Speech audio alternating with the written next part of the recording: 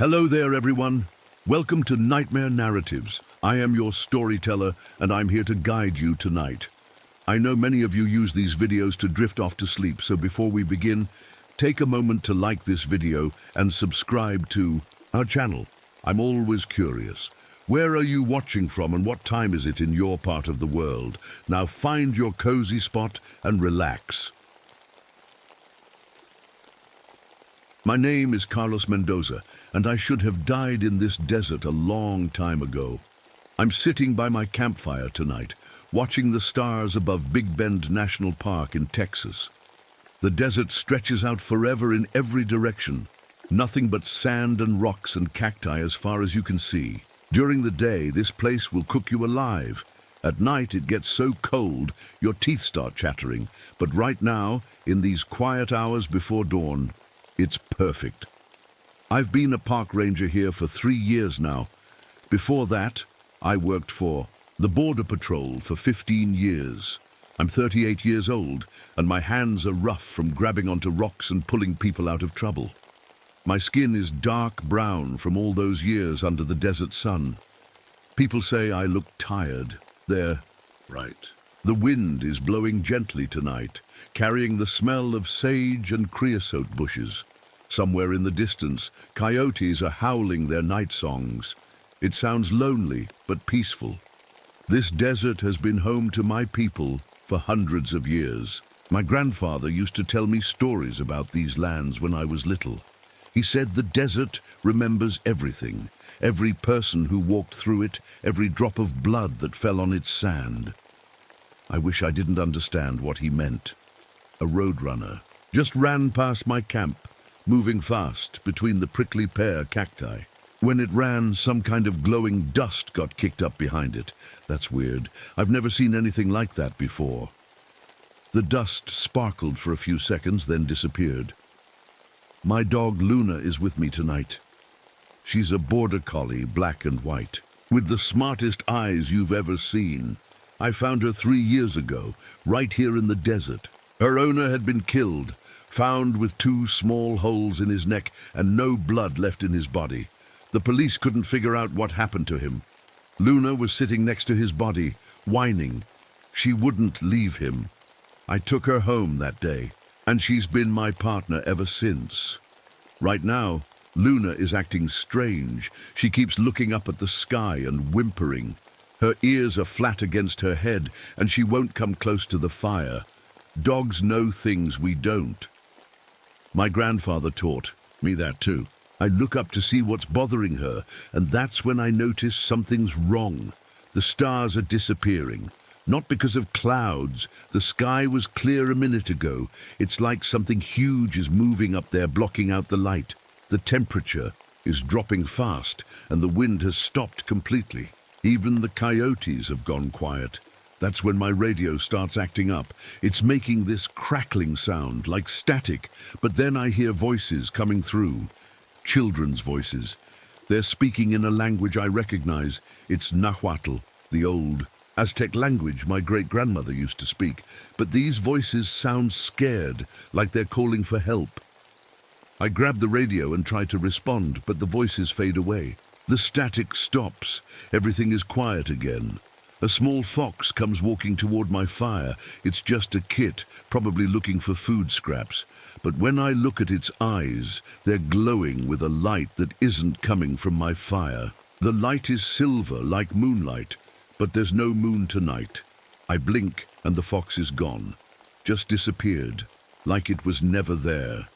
Luna starts barking now, but she's not looking at where the fox was. She's looking at the ground, the sand. Around our camp is starting to glow, just like that dust the roadrunner kicked up. There are lines of light moving under the surface, like something big is crawling through tunnels down there.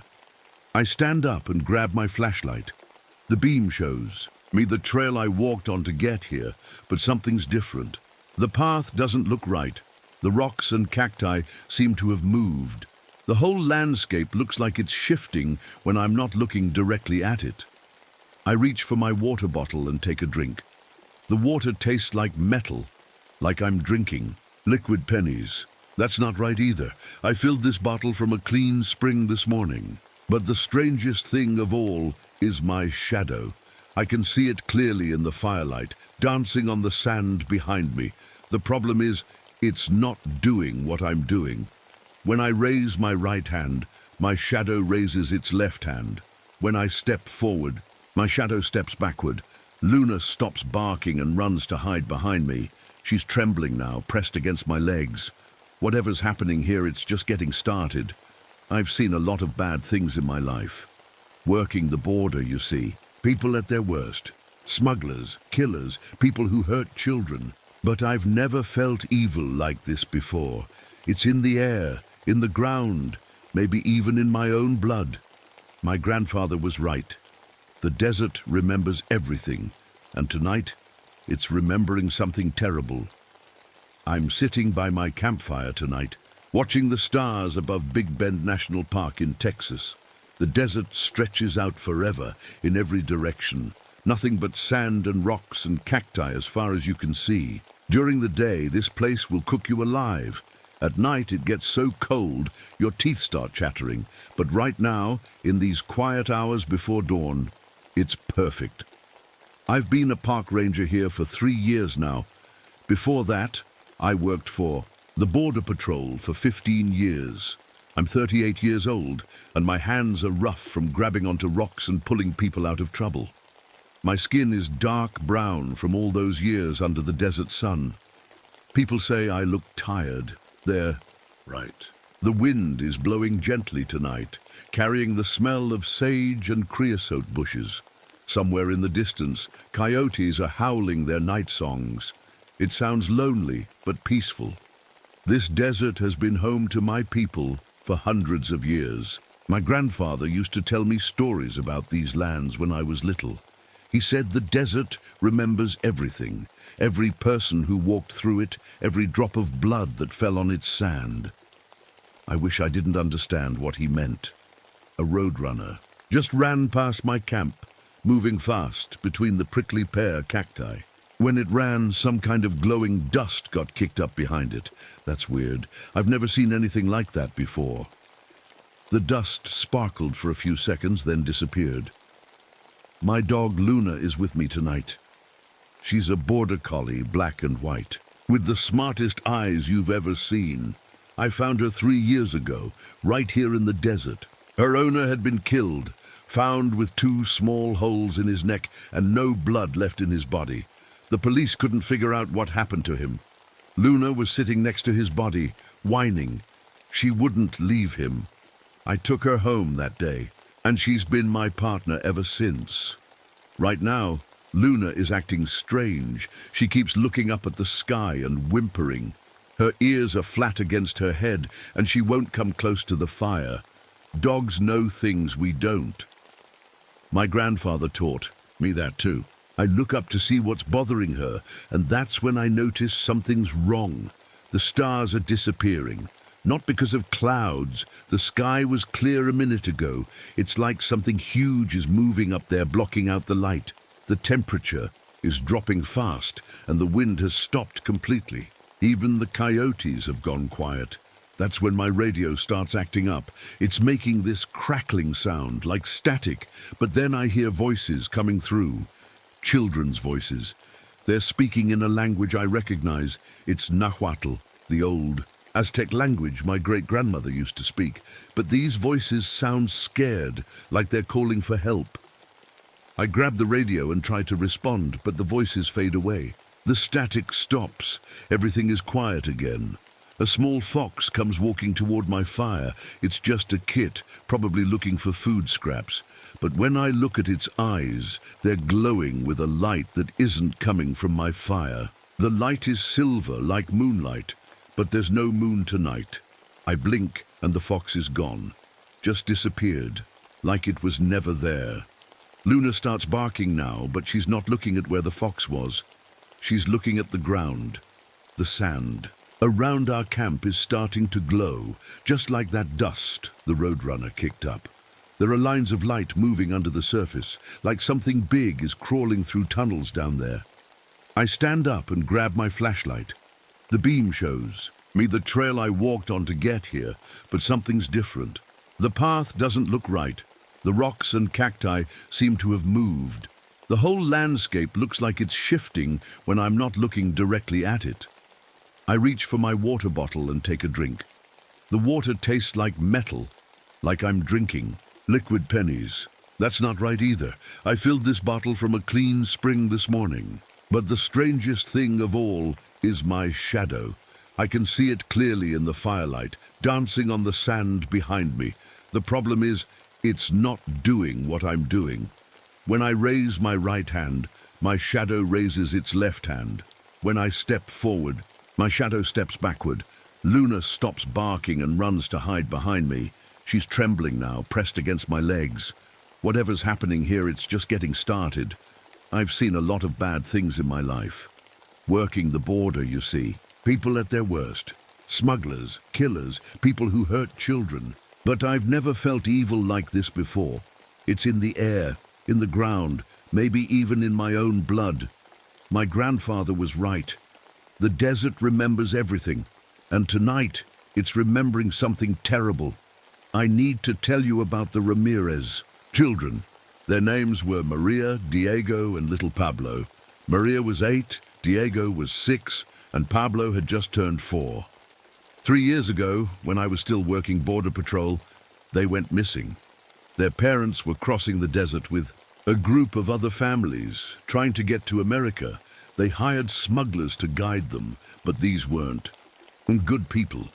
When the Border Patrol helicopters started searching the area, the smugglers got scared. They left everyone behind in the middle of nowhere, including the children. I was part of the search team. We looked for 3 days straight. The desert is big, and it's easy to get lost out here. People die from the heat, from dehydration, from getting bitten by snakes. We knew we were running out of time. On the 3rd day, we got a radio call. Someone heard children crying near the old mining caves about 20 miles from here. I remember running to my truck, my heart pounding. We could still save them. We could still bring them home to their parents. But I was 30 seconds too late. When I got to the caves, I found them sitting in a circle around a cold campfire. They weren't moving. Their eyes were open, but they weren't seeing anything. Each child had 2 small holes in their neck, and their skin was pale white. There wasn't a drop of blood left in their bodies. The other agents said it must have been some kind of animal attack, maybe a mountain lion or a pack of coyotes. But I've seen animal attacks before. This was different. The wounds were too clean, too precise. And what kind of animal drains all the blood but doesn't eat the meat? I carry a rosary in my pocket. It's made from small white beads, but they're not regular beads. Each one is a tooth from those children. I know that sounds crazy, but the coroner said I could have them. He didn't know what else to do with them. I thought maybe their parents would want them. But their parents never made it across the desert either. Every night since then, I hear their voices. They call my name in the dark. Carlos, they whisper. Why didn't you save us? We were waiting. If for you. We called and called, but you never came. That's why I left the Border Patrol. That's why I became a park ranger. I thought maybe if I stayed in the desert, if I helped other people who got lost out here, I could make up for failing. Those kids. But you can't make up for something like that. Some mistakes follow you forever. Luna knows about the voices too. Sometimes she'll start whining in the middle of the night, looking at empty spaces like someone's standing there. Dogs can see things. We can't. My grandfather told me that spirits of the dead don't always rest easy, especially children who died scared and alone. The fire is getting low now, and I should add more wood to it. But I don't want to move. Something feels wrong about this whole night. The air is too still, too quiet. Even Luna has stopped trembling, but now she's staring at something behind me. Her ears are up, and her body is tense like she's ready to run. I slowly turn around to look, but there's nothing there. Just desert, just darkness. But then I see them. Footprints in the sand leading away from our camp. Small footprints, child-sized. They weren't there before. I know they weren't there before. The prints lead toward the old mining caves where I found the Ramirez children 3 years ago. The same caves that are 20 miles from here. The same caves that should be impossible to reach on foot from where we're camped. I stand up and grab my flashlight again. The beam follows the footprints for about 50 yards before they just stop. They don't fade away or get covered by wind. They just end, like whoever was making them disappeared into thin air. Luna whimpers and presses closer to my leg. She doesn't want me to follow those prints. Smart dog. But I have to know. I've been running from those voices for 3 years. Maybe it's time to stop running and face whatever's out there in the dark. I check my watch. It's 2:17 a.m. The darkest part of the night is still ahead of us. I decide to follow the footprints. I know it's probably a bad idea, but I've been carrying this guilt for 3 years. If there's even a chance that those children are trying to tell me something, I have to listen. Luna doesn't want to come with me. She sits down and refuses to move when I start walking. "Come on, girl," I whisper. "We'll stick together, okay?" She finally gets up and follows, but she stays right behind my legs, like she's trying to hide. The footprints lead us through a maze of rocks and cacti. My flashlight beam dances across the desert floor, following the small marks in the sand. They're perfectly clear, like they were made just minutes ago. But that's impossible. I've been watching this area all night. After about 20 minutes of walking, I smell something strange. It's metallic, like old pennies, but mixed with something else. Something that makes my stomach turn. Luna smells it too. She starts making small whining sounds and pulling backward on her collar. That's when I see the camp. It's a smuggler camp, the kind I used to find all the time when I worked border patrol. There's a circle of rocks where they built a fire, some empty water bottles scattered around, and a few old backpacks. But something's very wrong with this picture. There are people sitting around the dead campfire, 5 of them, all adults. They're sitting perfectly still, like they're waiting for something. But their eyes are rolled back white, and their mouths are moving like they're talking, but no sound is coming out. No, wait. There is sound. They're humming. All of them are. Humming the same tune. It's a lullaby, a Spanish lullaby that my mother used to sing to me when I was little. "Duérmete mi niño, duérmete mi amor." I call out to them, "Hey, are you okay? Do you need help?" They don't respond.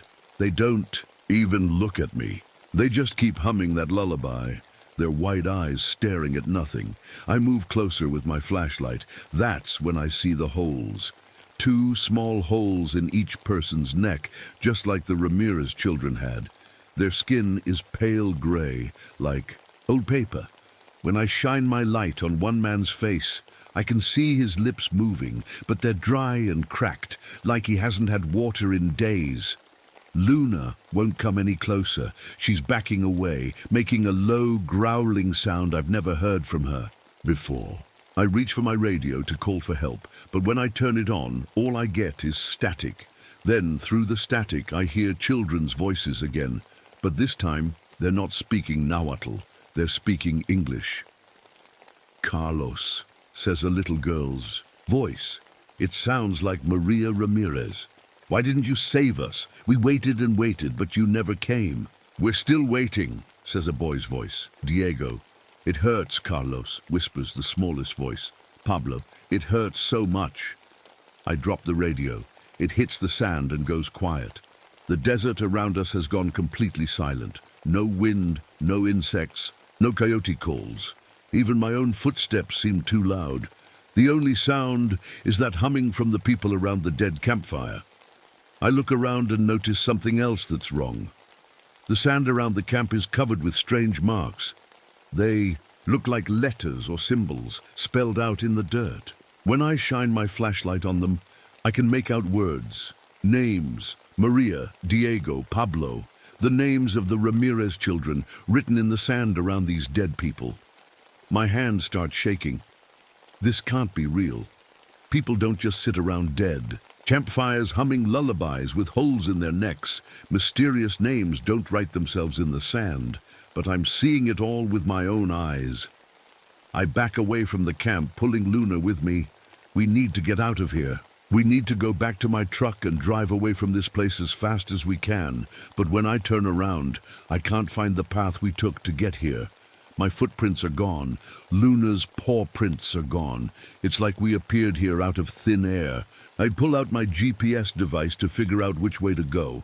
The screen lights up, but the numbers don't make sense. According to this thing, we're in 3 different places at the same time. It says we're in Texas, but also in Mexico, and also in a place called Mictlan, a name I don't recognize. That's when I hear the whistle.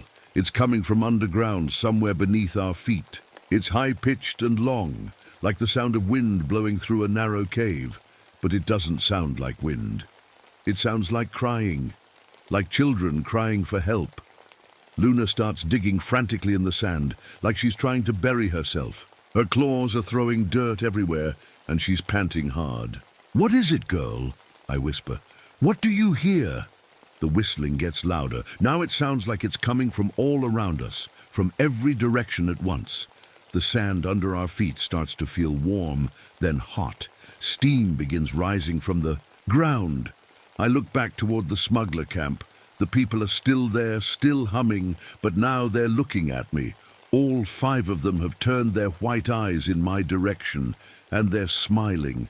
Their smiles are too wide, too many teeth. I grab Luna and start running. I don't know which direction we're going, but I don't care. We just need to get away from this place. Behind us, the humming stops. In the silence that follows, I hear something much worse. Footsteps, small footsteps, running after us through the sand, and children's voices calling my name. We run for what feels like hours, but my watch says it's only been 10 minutes.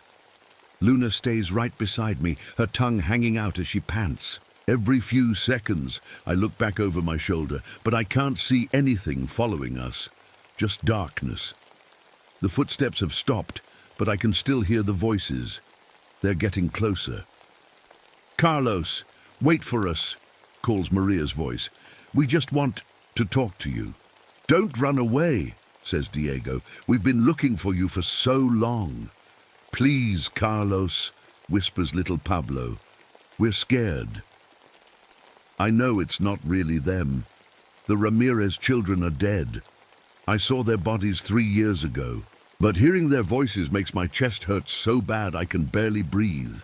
Luna suddenly stops, running, and starts barking. Not at something behind us, but at something ahead of us. I shine my flashlight forward and see we've reached the old mining area. There are holes in the ground everywhere, some of them covered with old boards, others just open pits that drop down into darkness. This is where I found the children. "No," I say out loud. "No, I'm not going down there." But as I turn to go a different direction, something rises up from one of the mine shafts. At first, I think it's a person. It's about 5 feet tall, walking on 2 legs like a human. But when my flashlight hits it, I see it's not human at all. Its skin is gray-green, like the color of desert rocks. It has long arms that hang down past its knees, and its back is covered with sharp spines that glow with a faint light. The light pulses like a heartbeat, bright, dim, bright, dim. But the worst part is its face. It looks like Maria Ramirez. "Hello, Carlos," it says in Maria's voice. "Why did you let us die?" I can't move. I can't speak. I just stand there with my mouth open, staring at this thing that shouldn't exist. "You were supposed to save us," it continues. "We called for help, but you came too late. You always come too late." The creature starts walking toward me. Its feet don't make any sound on the rocky ground. Luna is barking like crazy now, but she won't get between me and the thing. Even she knows this is something too dangerous to fight. "I tried," I finally managed to say. "I tried to find you. I looked everywhere." "Not hard enough," it says. "Now, Its voice sounds like Diego. If you had looked harder, we would still be alive. I reach for my gun.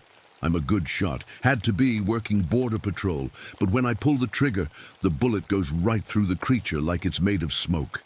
It doesn't even slow down. Bullets can't hurt me, Carlos, it says now, using Pablo's tiny voice. Nothing can hurt me, but I can hurt you. That's when I start to feel it.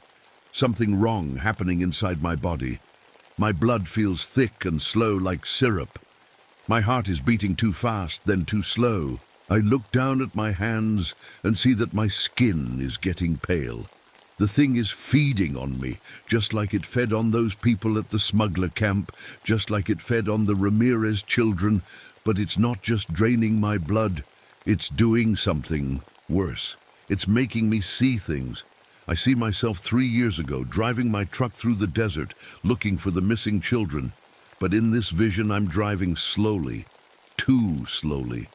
I stop to eat lunch. I stop to take a nap. I waste time while 3 children are dying. That's not how it happened, I say. I drove as fast as I could. Did you? Asked the creature.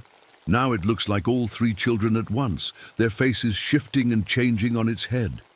Or did you give up? Did you decide they were probably dead already, so why hurry? The vision changes. Now I see the children in the cave sitting around their cold fire. But they're not dead yet. They're waiting. They're looking toward the entrance, hoping someone will come save them. They wait for hours while their blood slowly drains away. We called your name, the creature says, over and over, but you didn't hear us because you weren't listening. I fall to my knees. The creature is right. Maybe I didn't try hard enough. Maybe I could have saved them if I had been faster, smarter, better. Luna stops barking and comes over to me. She licks my face and whines softly. Her tongue is warm and real, and it helps me remember who I am. I'm Carlos Mendoza. I did my best to save those children. I've been trying to save people ever since. I look up at the creature. You're not them, I say. You're just using their faces. The real Maria, Diego, and Pablo wouldn't blame me like this. They were good kids. The creature's face changes. For a moment, it doesn't look like the children anymore. It looks like something ancient and hungry, with too many teeth and eyes like holes in the ground. Smart, it hisses, but not smart enough. It lunges at me, moving faster than anything should be able to move. I roll to the side and grab Luna. We scramble away from the mine shaft, but the creature doesn't chase us. Instead, it sinks back into the ground like it's made of water. For a few seconds, everything is quiet. Then I hear something that makes my blood freeze. The sound of many voices, all speaking at once. Men, women, children, all of them saying the same thing. Carlos. Come down to us, Carlos. We're waiting in the dark. I look around and realize that every mine shaft, every hole in the ground, has something glowing at the bottom. Red eyes staring up at me. We have to go, I tell Luna. We have to get out of here right now.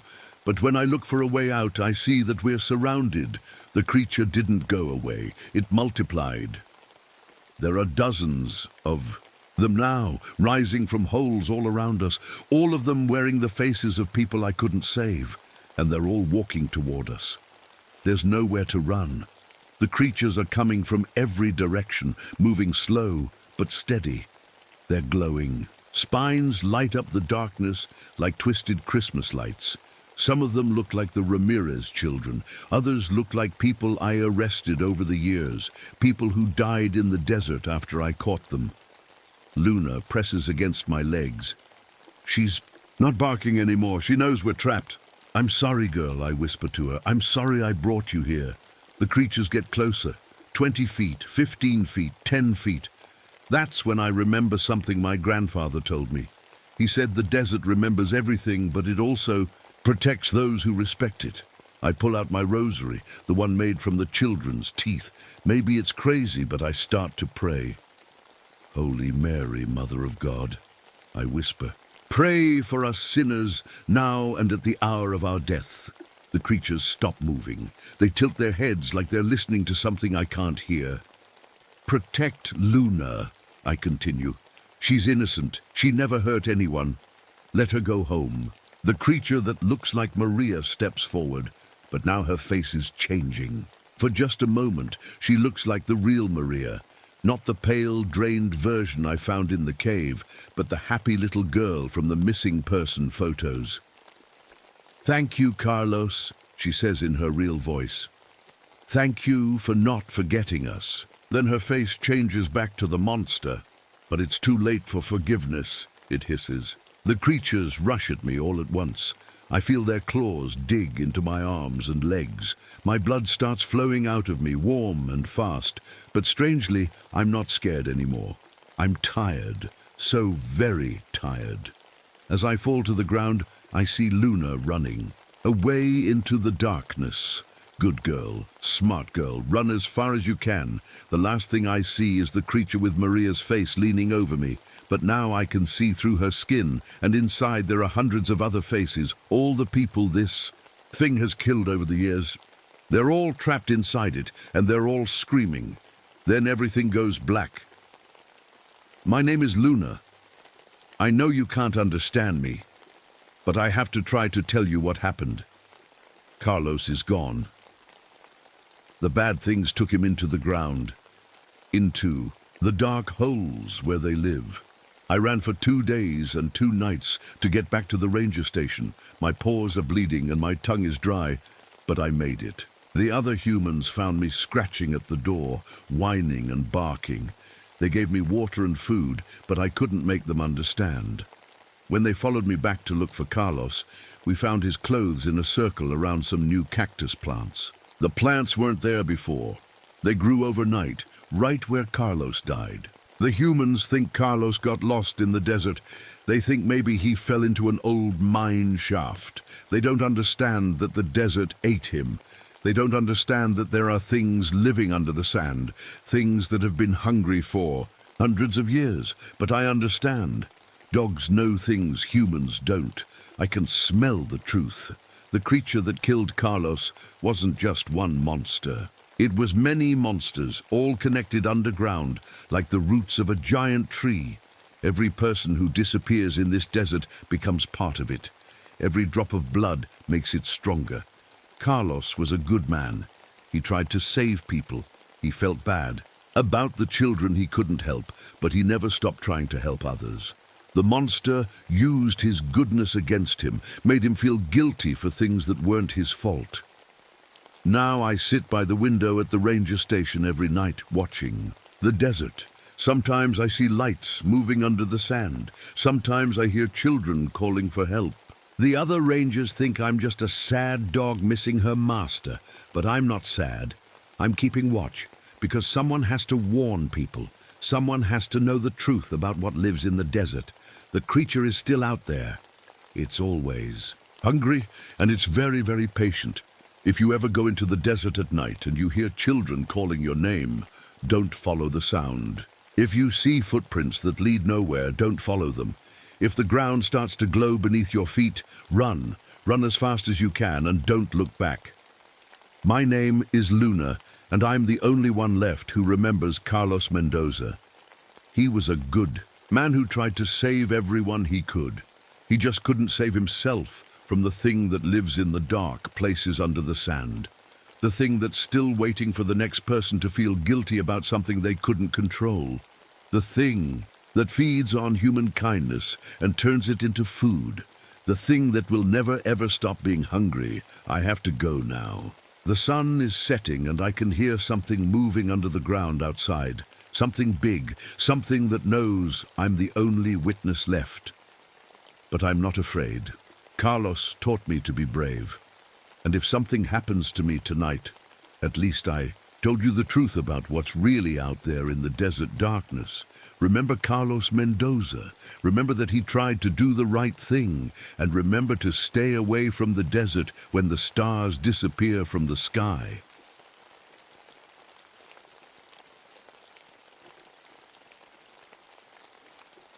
My name is Sarah Mitchell, and I'm a park ranger here in Denali National Park, Alaska, I'm 29 years old, and before I came to this beautiful place, I was a medic in the army. I served in Grenada, where I learned how to save lives. But sometimes, no matter how hard you try, you can't save everyone. The Alaskan wilderness is like nothing else in the world. Mountains stretch as far as you can see, their tops covered in white snow that never melts. The lakes are so clear, you can see straight to the bottom, and they're so still they look like giant mirrors reflecting the sky above. It was July, which means we had the midnight sun. Even at night, the sky stayed bright like it was still afternoon. I loved walking through this place because it was so quiet and peaceful. It made me forget about the bad things I'd seen in the war. I wasn't alone out here. My dog Nanook was with me. He's a big Alaskan Malamute with thick gray and white fur. I found him 2 years ago next to his owner's body by a frozen lake. The man had drowned, but Nanook stayed there guarding him until I came along. Since then, we've been partners. Today started like any other day. We were checking on a research station about 10 miles from the main road. Scientists came up here to study the wildlife and take water samples from the creeks. They were supposed to radio in every day, but we hadn't heard from them in 3 days. The walk was beautiful. Loons were calling across the water with their sad, lonely song. A huge moose was standing in the shallow part of the creek, drinking water. His antlers were so big they cast shadows on the ground like tree branches. I stopped to watch a family of river otters playing in the water. There were 5 of them, diving and splashing and making happy little sounds. They reminded me of kids playing in a swimming pool. For a moment, I felt really happy. This was why I came to Alaska, to find peace in places like this. But then something changed. The air got thick and heavy, like right before a big storm. The otters stopped playing and looked around, scared. Then they dove under the water and didn't come back up. Where they had been playing, I saw dark red spreading in the water, blood. I pulled out my satellite phone to call for help, but it showed no signal. That was weird, because I was in an open area with clear sky above me. Then the phone made a sound like it was getting a call. But when I answered it, I heard my own voice talking about medical emergencies and asking for helicopter rescue. My heart started beating fast. Something was very wrong. A small Arctic fox came walking toward me. It had bright blue eyes that seemed too smart, too human. When I looked into those eyes, I saw something that made my blood turn cold. I saw faces in there, faces of people underwater, drowning, reaching up for help that would never come. I blinked, and the fox was gone, just disappeared like smoke. Dark clouds started forming in the sky, but not in any normal way. They were making shapes, like letters or symbols I didn't understand. The wind picked up, but it felt wrong somehow, like it was blowing from underground instead of from the sky. Nanook started whining and pressed close to my leg. His fur was standing up all along his back. Dogs know when something bad is coming, and Nanook was telling me we needed to leave. But I couldn't leave. Those scientists were still missing, and if something dangerous was happening, they might need help.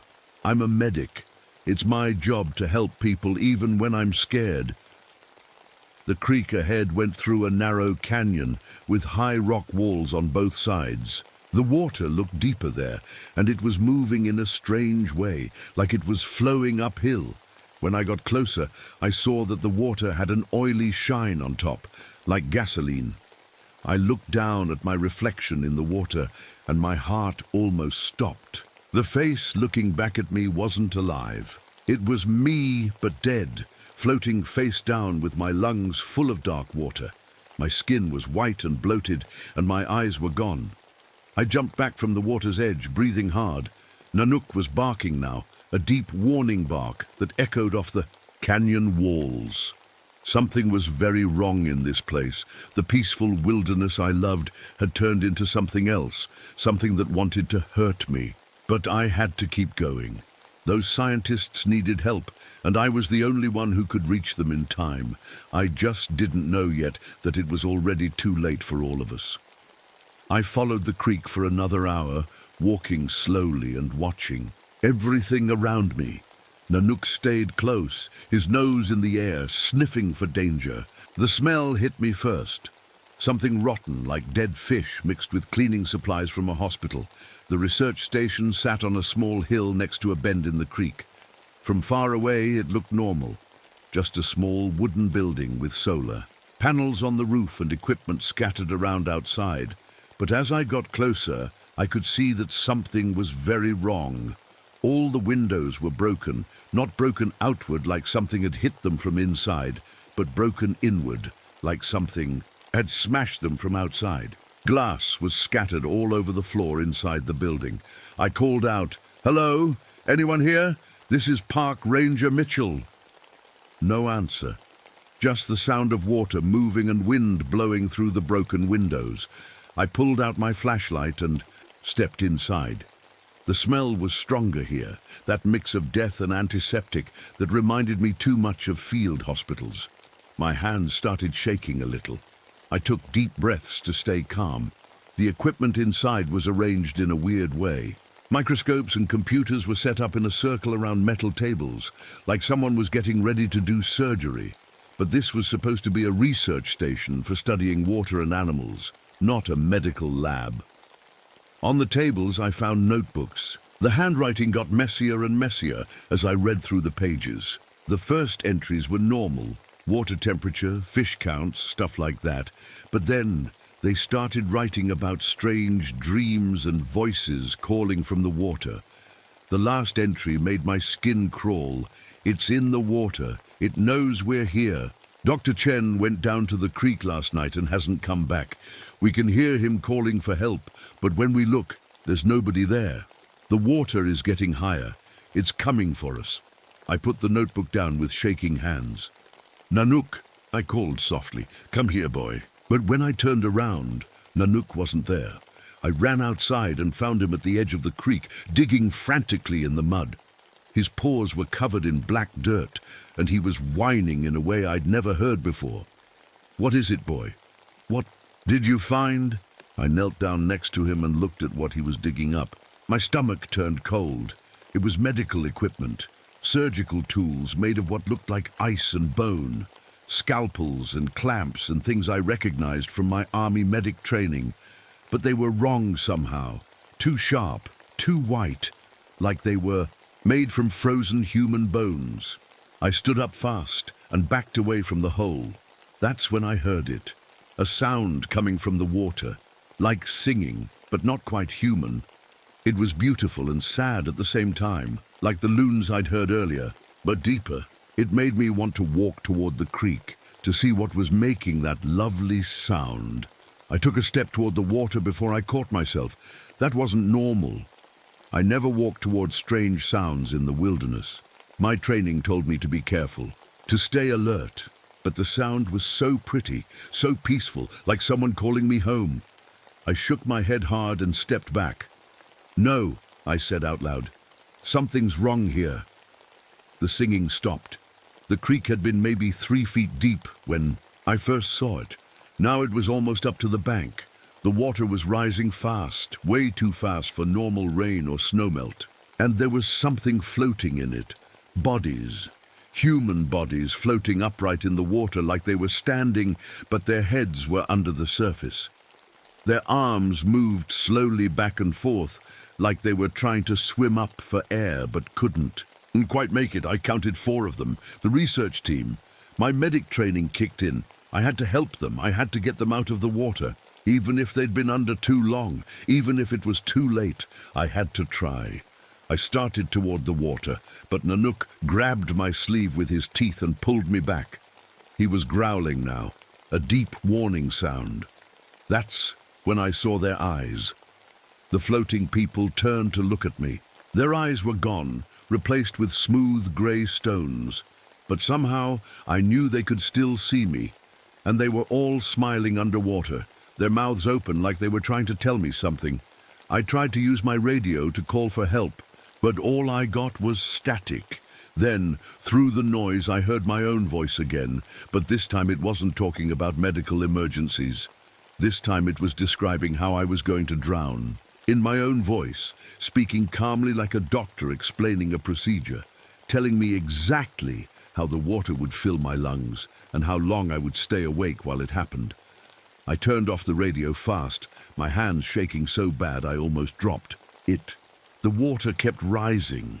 It was almost at my feet now, even though I was standing on higher ground. The smell got stronger, death and chemicals and something else underneath it all. Something that smelled like the ocean, but wrong somehow. Like the ocean if everything in it had died. I backed up toward higher ground, pulling Nanook with me. But when I looked behind me, the path we'd come from was gone. Instead, there was just more water, stretching out like a lake that hadn't been there before.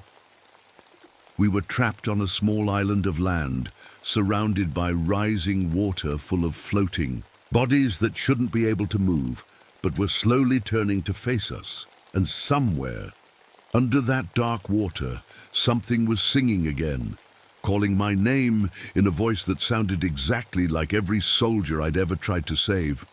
The water was almost touching my boots now. I pulled Nanook closer and tried to think like a medic, not like a scared person. Stay calm, look at the facts, find a solution. But the facts didn't make sense. Water doesn't rise this fast without a dam breaking somewhere upstream. Bodies don't float upright and move on their own. And they definitely don't smile at you with stones for eyes. That's when I saw it. Something dark moved under the water, bigger than the floating bodies. It swam in circles around our little island of dry ground, getting closer each time.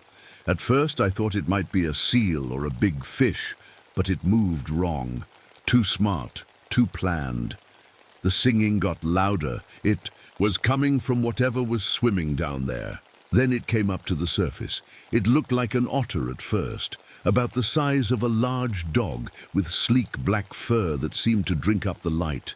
But its eyes were wrong. They glowed like the lights doctors use during surgery. Bright, white and cold. It floated on its back in the water, looking right at me. When it spoke, I almost fell over. "Hello, Sarah." The voice was soft and kind, like a nurse talking to a patient. "I've been waiting for you." My mouth felt dry. Animals. Don't talk. This had to be some kind of hallucination. Maybe I'd hit my head when I fell earlier, or maybe the stress was making me see things. "You're not real," I said out loud. The creature smiled. It had too many teeth, all sharp and white like broken glass. "Oh, I'm very real. Just like the pain you carry. Just like all those soldiers you couldn't save." My heart started pounding. How could it know about that? "Private Rodriguez," it continued, and its voice changed. Now it sounded exactly like Rodriguez, the 19-year-old kid who died in my arms in Granada. "Doc, it hurts so bad. Why didn't you try harder to save me?" "Stop it." My voice came out as a whisper. The creature's shape began to change. The otter body stretched and twisted until it looked like a person floating in the water. A person in an army uniform with Rodriguez's face. "You let me die, Doc.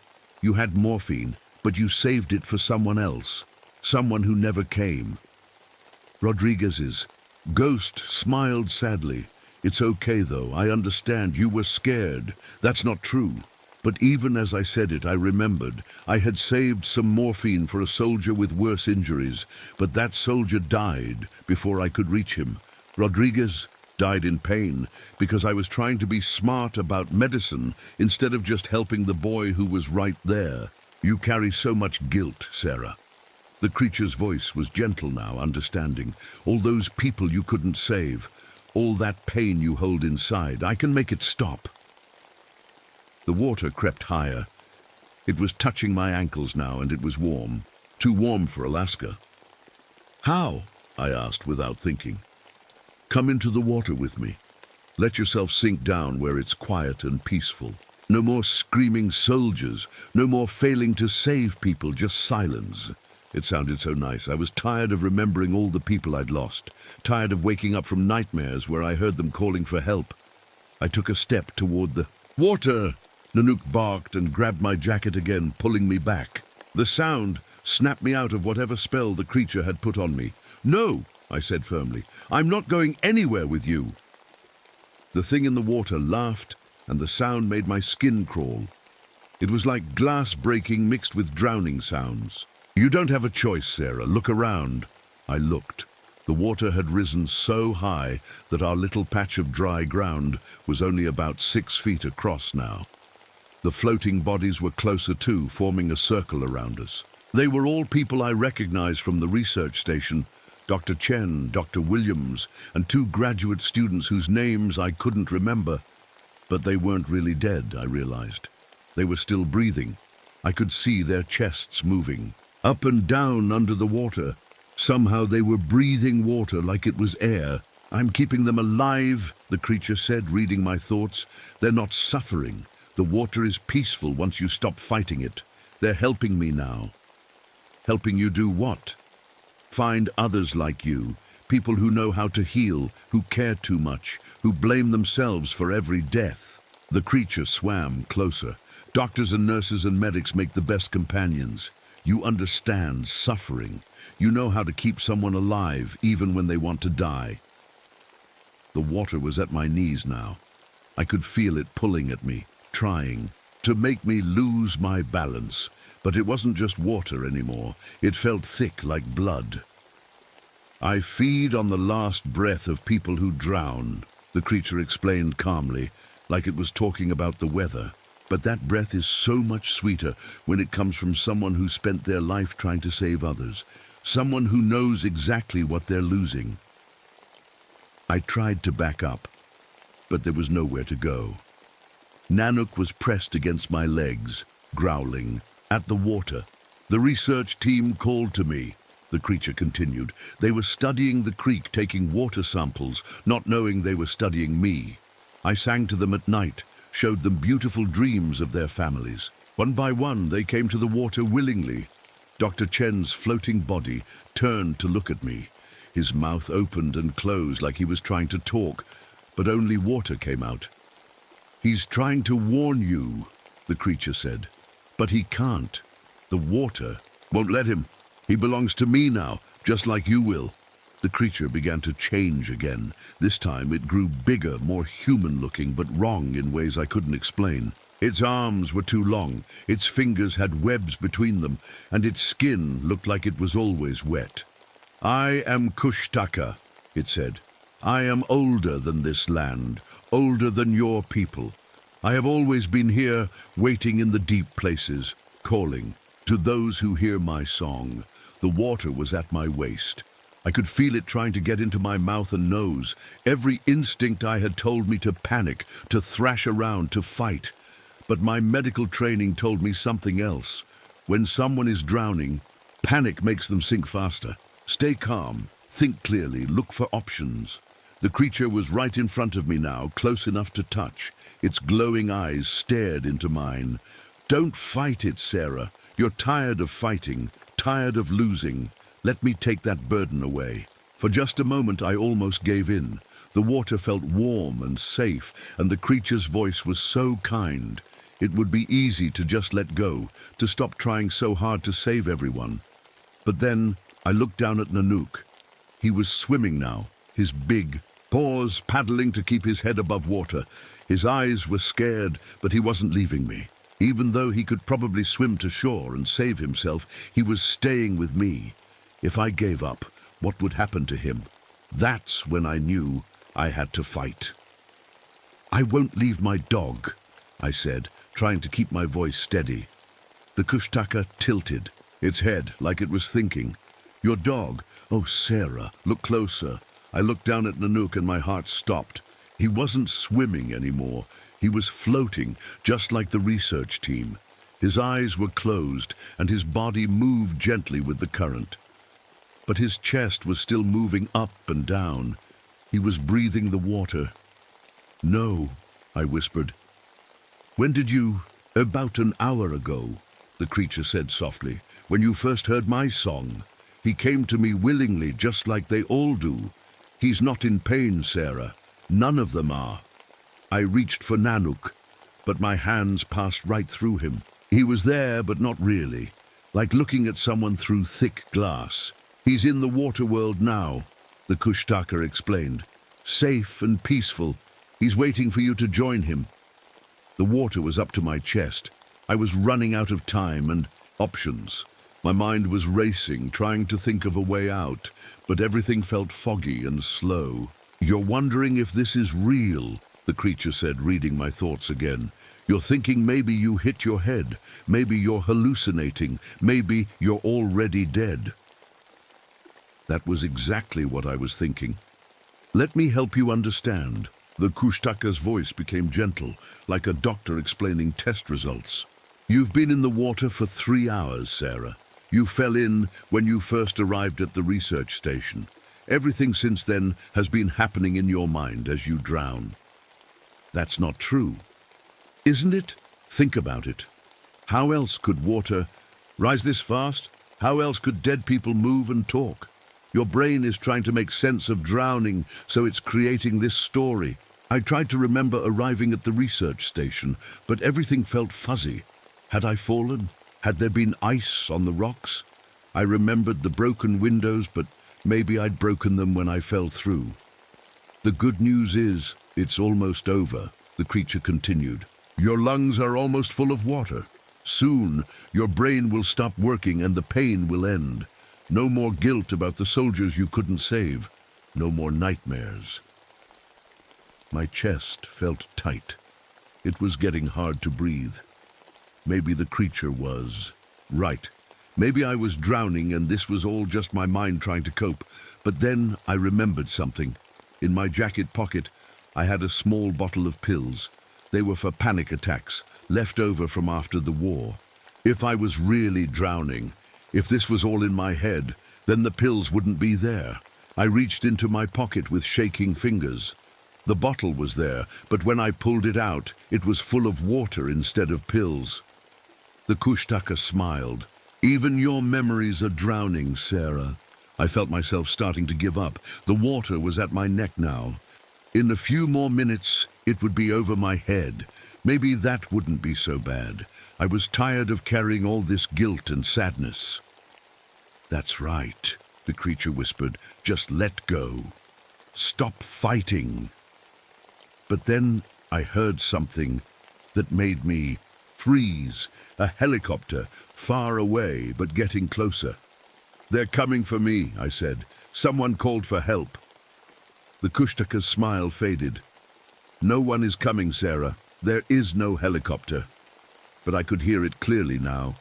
The sound I knew so well from my time as a medic. Someone was looking for me. Even if they are, the creature said quickly, they won't find you in time. The water is too deep now. You're too far gone. The helicopter sound was getting louder. I could see a light in the sky sweeping back and forth across the water. Help! I screamed as loud as I could. I'm here! Help me! The Kushtaka's face changed. It looked angry now, not gentle anymore. Stop it! You're ruining everything. Just accept what's happening. No! I kept screaming. Help! Down here! The sole helicopter lights swept over us. For a moment, I thought they'd seen me, but the light kept moving, searching other parts of the creek. They can't see you, the Kushtaka said, its voice cold now.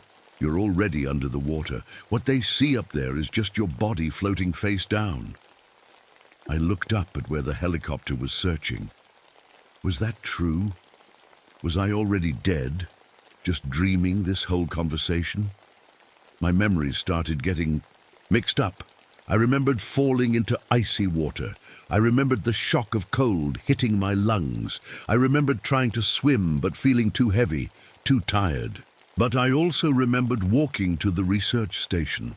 I remembered finding the broken windows and the strange equipment. Which memories were real? It doesn't matter, the Kushtaka said softly. Real or not, the result is the same. You're dying, Sarah. Your brain is shutting down. Soon you won't remember anything at all. The water reached my chin. I had to tilt my head back to keep breathing. The floating bodies of the research team were closer now, forming a tight circle around me. "Join us." Dr. Chen's voice came from underwater, bubbling and strange. "It's peaceful here. No more pain," added Dr. Williams. "No more failing to save people," said one of the students. They were right. If I was dead, I couldn't fail to save anyone ever again. No more watching people die while I tried desperately to help them. The helicopter was moving away. The sound was getting quieter. "They gave up looking," the Kushtaka said. "They think you're already gone. And maybe you are." I felt the water touch my lips. Soon it would cover my nose, and then it would be over. But something was wrong with the creature's story. If I was already drowning, if this was all happening in my dying mind, then why was the Kushtaka trying so hard to convince me to give up? Why did it care what I thought if I was already dead? Unless I wasn't dead yet. Unless there was still time to fight. The water covered my mouth. I took a deep breath through my nose and prepared to go under. But I wasn't going to give up. Not yet. The water went over my head and everything became quiet and dark. I held my breath and tried to swim up, but something was pulling me down.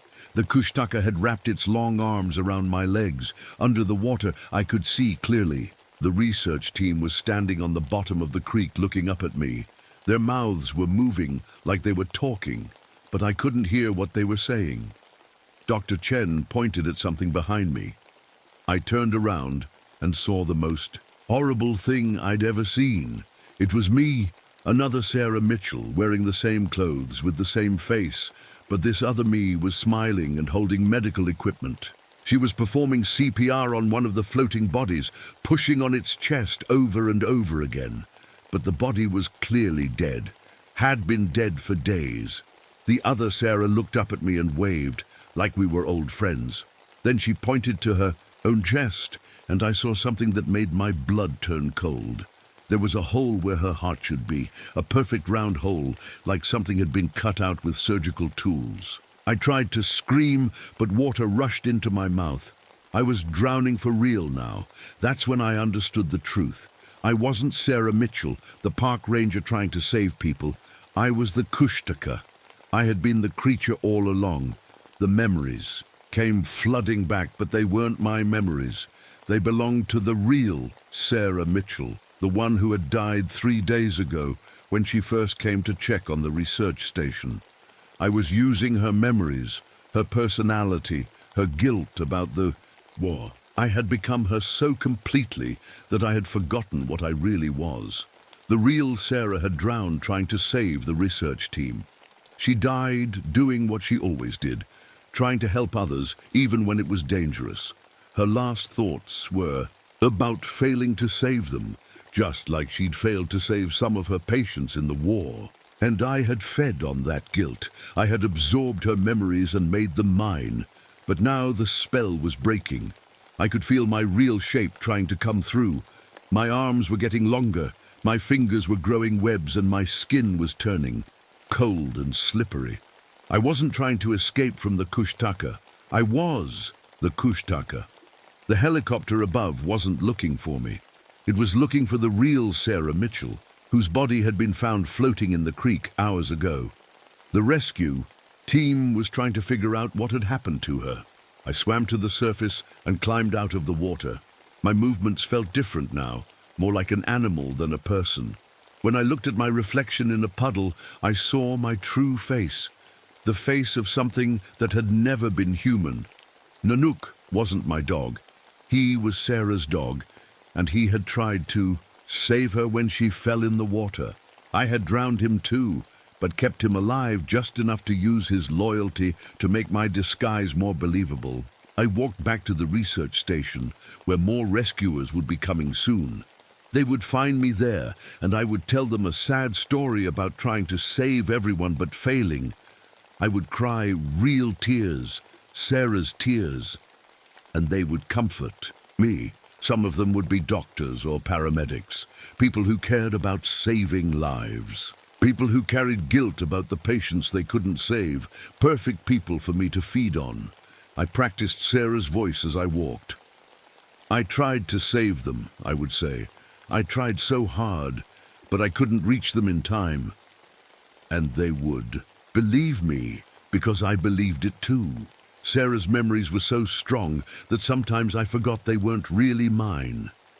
In my pocket, I found Sarah's medical kit, the same one she had carried in the war. The same one she had tried to use to save the research team before the water pulled her under. I opened it and looked at the morphine she had saved. The morphine she had always been so careful with, trying to make sure it went to the people who needed it most. Just like she'd been careful in Grenada, trying to decide which wounded soldiers to help first.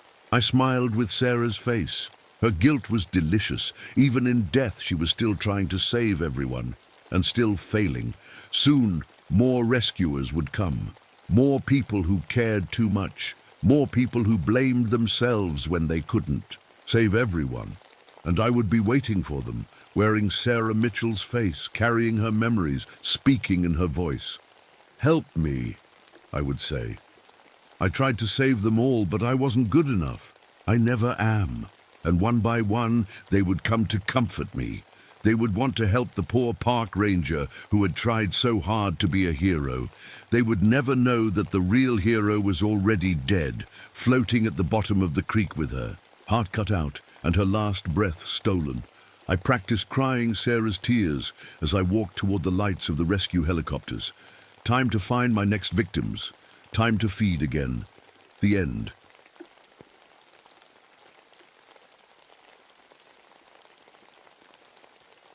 My name is Vincent Graves, and I should have died in that mine 6 months ago.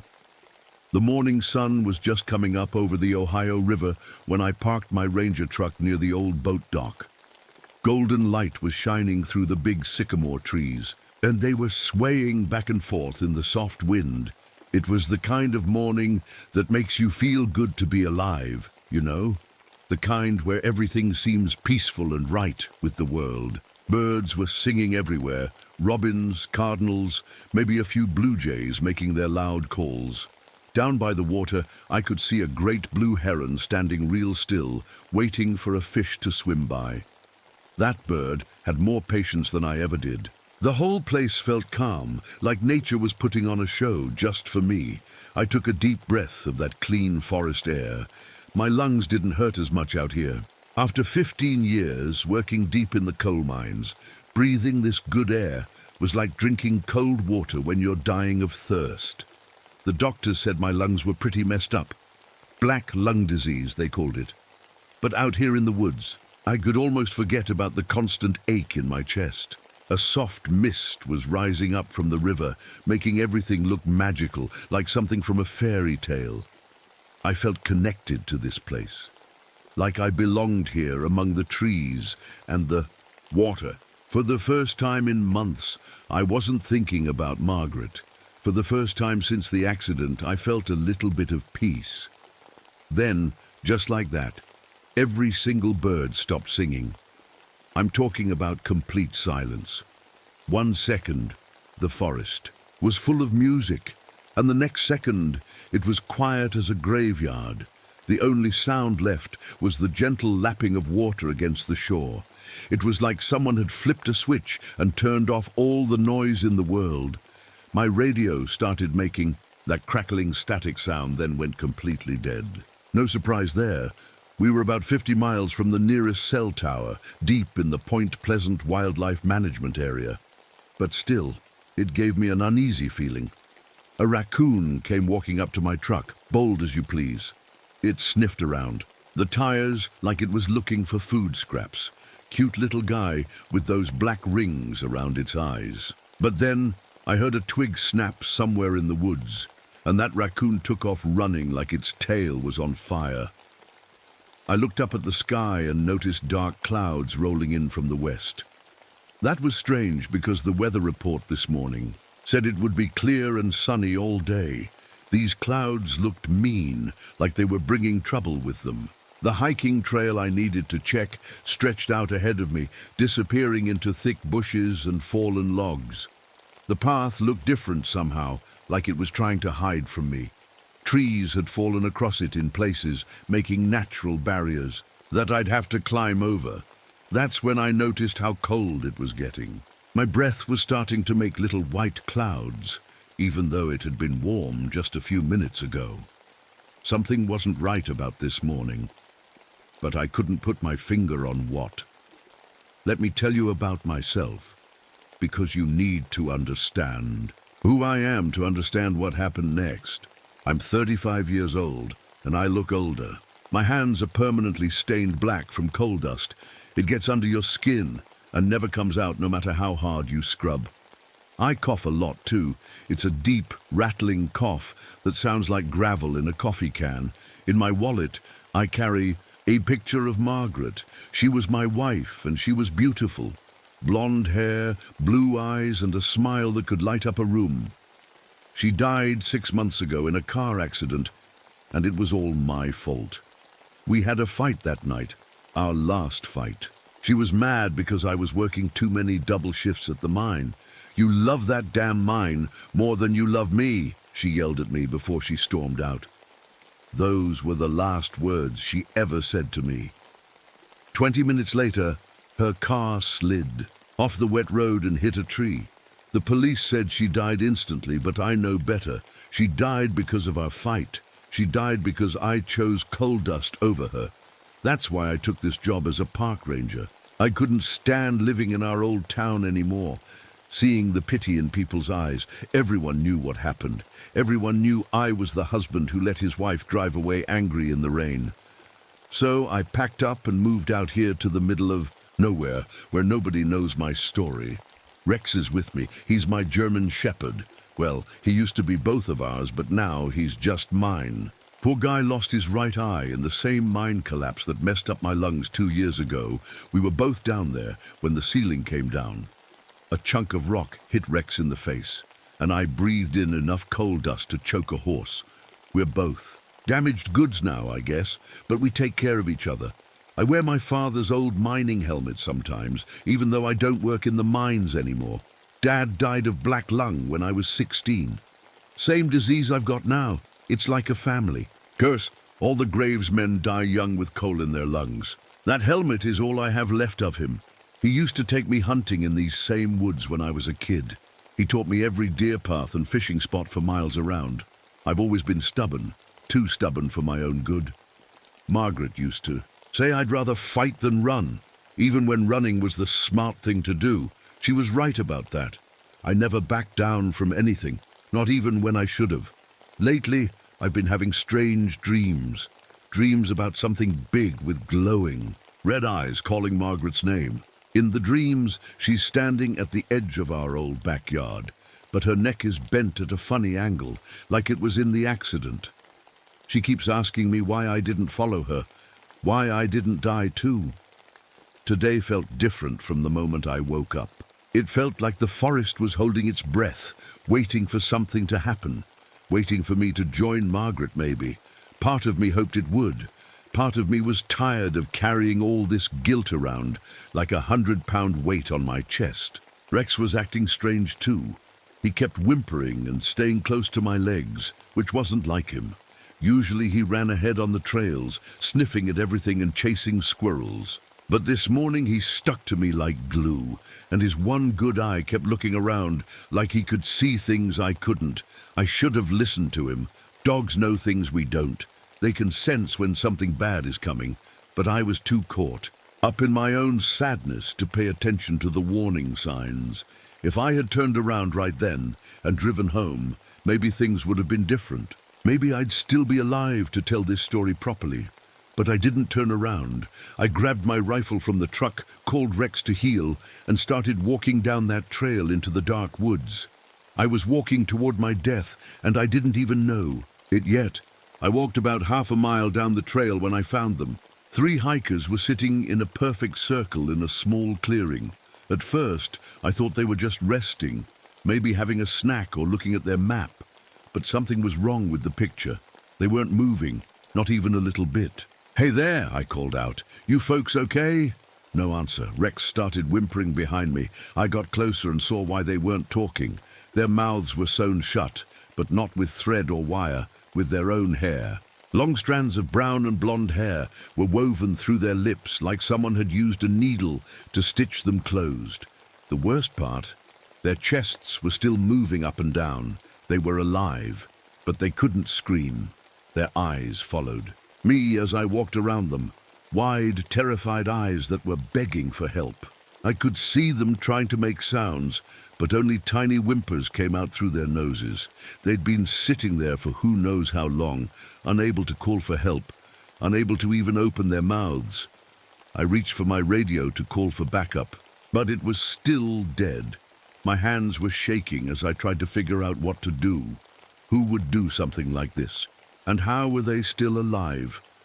That's when I noticed the forest had gone completely quiet again. I don't mean just the birds this time. I mean everything. No insects buzzing, no leaves rustling in the wind. Even my own footsteps seemed muffled, like the sound was being sucked out of the air. It was the kind of quiet that makes your ears ring, the kind that makes you want to whisper, because normal talking feels too loud. Rex pressed against my legs, and I could feel him shaking. His hackles were standing up, making him look twice as big. That dog had been through a mind collapse and didn't even flinch, but whatever was out here had him scared out of his mind. I was trying to cut the hair away from one hiker's mouth when I saw the claw marks on a big oak tree about 20 feet away. They were huge. Each mark was longer than my hand and carved deep into the bark. But they weren't random scratches. They spelled out words. Margaret waits. My blood went cold. Nobody out here knew about Margaret. Nobody knew my story. I was in the middle of nowhere, miles from the nearest person, and something had carved my dead wife's name into a tree. The smell hit me next. It was sweet, but in the worst possible way. Like when my neighbor Mr. Johnson got diabetes real bad, and his breath always smelled sugary and sick. But mixed with that was the smell of rotten meat, the kind of smell you get when you leave hamburger in a hot car for a week. It made my stomach turn over. I looked around for the source of the smell and found an abandoned campsite hidden behind some bushes. 2 tents were shredded to pieces, but not from the outside. The holes were torn from the inside out, like something had clawed its way out of them. And there was blood on the fabric, but it wasn't red. It was glowing green, like those glow sticks kids play with on Halloween. That phosphorescent blood was still wet, still glowing. Whatever happened here was recent. I pulled out my compass to figure out which direction would get us back to the truck fastest. The needle was spinning in circles like a broken toy. It couldn't find north, it couldn't find anything, just kept spinning and spinning. Then I looked at my watch. It had stopped at 3:33. That was the exact time the hospital called to tell me Margaret was dead, the exact time my whole world fell apart 6 months ago. My watch had been working fine that morning, but now it was frozen at the worst moment of my life. A sound came from the trees above us. It was like a baby laughing, but played backwards through a broken music box. High and tinkling, but wrong in every possible way. Rex started whimpering louder and pressed so hard against my legs. I almost fell over. Fog was rolling in between the trees, thick and grey, but it was a sunny morning. There shouldn't be any fog. And in that fog, I saw something that made me think I was losing my mind. I saw myself hanging from a tree branch. My own face, purple and swollen, tongue hanging out. My ranger uniform torn and bloody. It was me, but dead, swaying back and forth in the wind like a sick Christmas ornament. I blinked hard and looked again, but the image was still there, floating in the fog like a ghost. This isn't real, I whispered to myself. This can't be real. But Rex was seeing it too. He was staring at the same spot, whining like he was in pain. One bloody tear rolled down from his good eye and dropped onto the ground. I decided we needed to get out of there right now. I'd come back with backup, with other rangers, with someone who could help those 3 hikers. I turned around to head back to my truck, following my own footprints in the soft dirt. But my footprints led toward the river, away from where I'd parked. I'd never walked that way, I was sure of it. But there they were, clear as day, my boot prints heading in the wrong direction. I tried to remember exactly which way I'd come, but my head was getting fuzzy. The fog was getting thicker and everything looked the same. Tree after tree after tree. I couldn't find the trail anymore. Rex started barking at something I couldn't see. He was looking up at the sky, barking and snarling like he wanted to fight something, but there was nothing there, just grey fog and empty air. That's when I heard Margaret's voice. "Vincent," she called out, soft and sweet like she used to when she wanted me to come to bed. "Vincent, where are you? I've been waiting for you." My heart nearly stopped. I spun around looking everywhere, but I couldn't see her. The voice seemed to come from all directions at once. "Margaret," I called back. "Margaret, is that really you?" "You let me die alone," her voice said, but now it sounded sad and angry. "You chose the mine over me. You let me drive away in the rain." I started walking toward the sound of her voice, even though every instinct I had was screaming at me to run the other way. Rex tried to block my path, but I pushed past him. If Margaret was really here, if there was even a chance— "I'm sorry," I yelled into the fog. "I'm so sorry, baby. I never meant for any of this to happen." But as I walked deeper into the woods, following her voice, I realized something terrible. I'd been walking for what felt like hours, but I kept passing the same fallen log, the same bent tree, the same pile of rocks. I was walking in circles and I couldn't stop. Something was playing with me like a cat playing with a mouse before it kills it. Something wanted me lost and scared and alone in these woods. And whatever it was, it knew exactly how to hurt me. It knew about Margaret. That's when I saw the eyes. 2 red lights in the fog, each one as big as a dinner plate.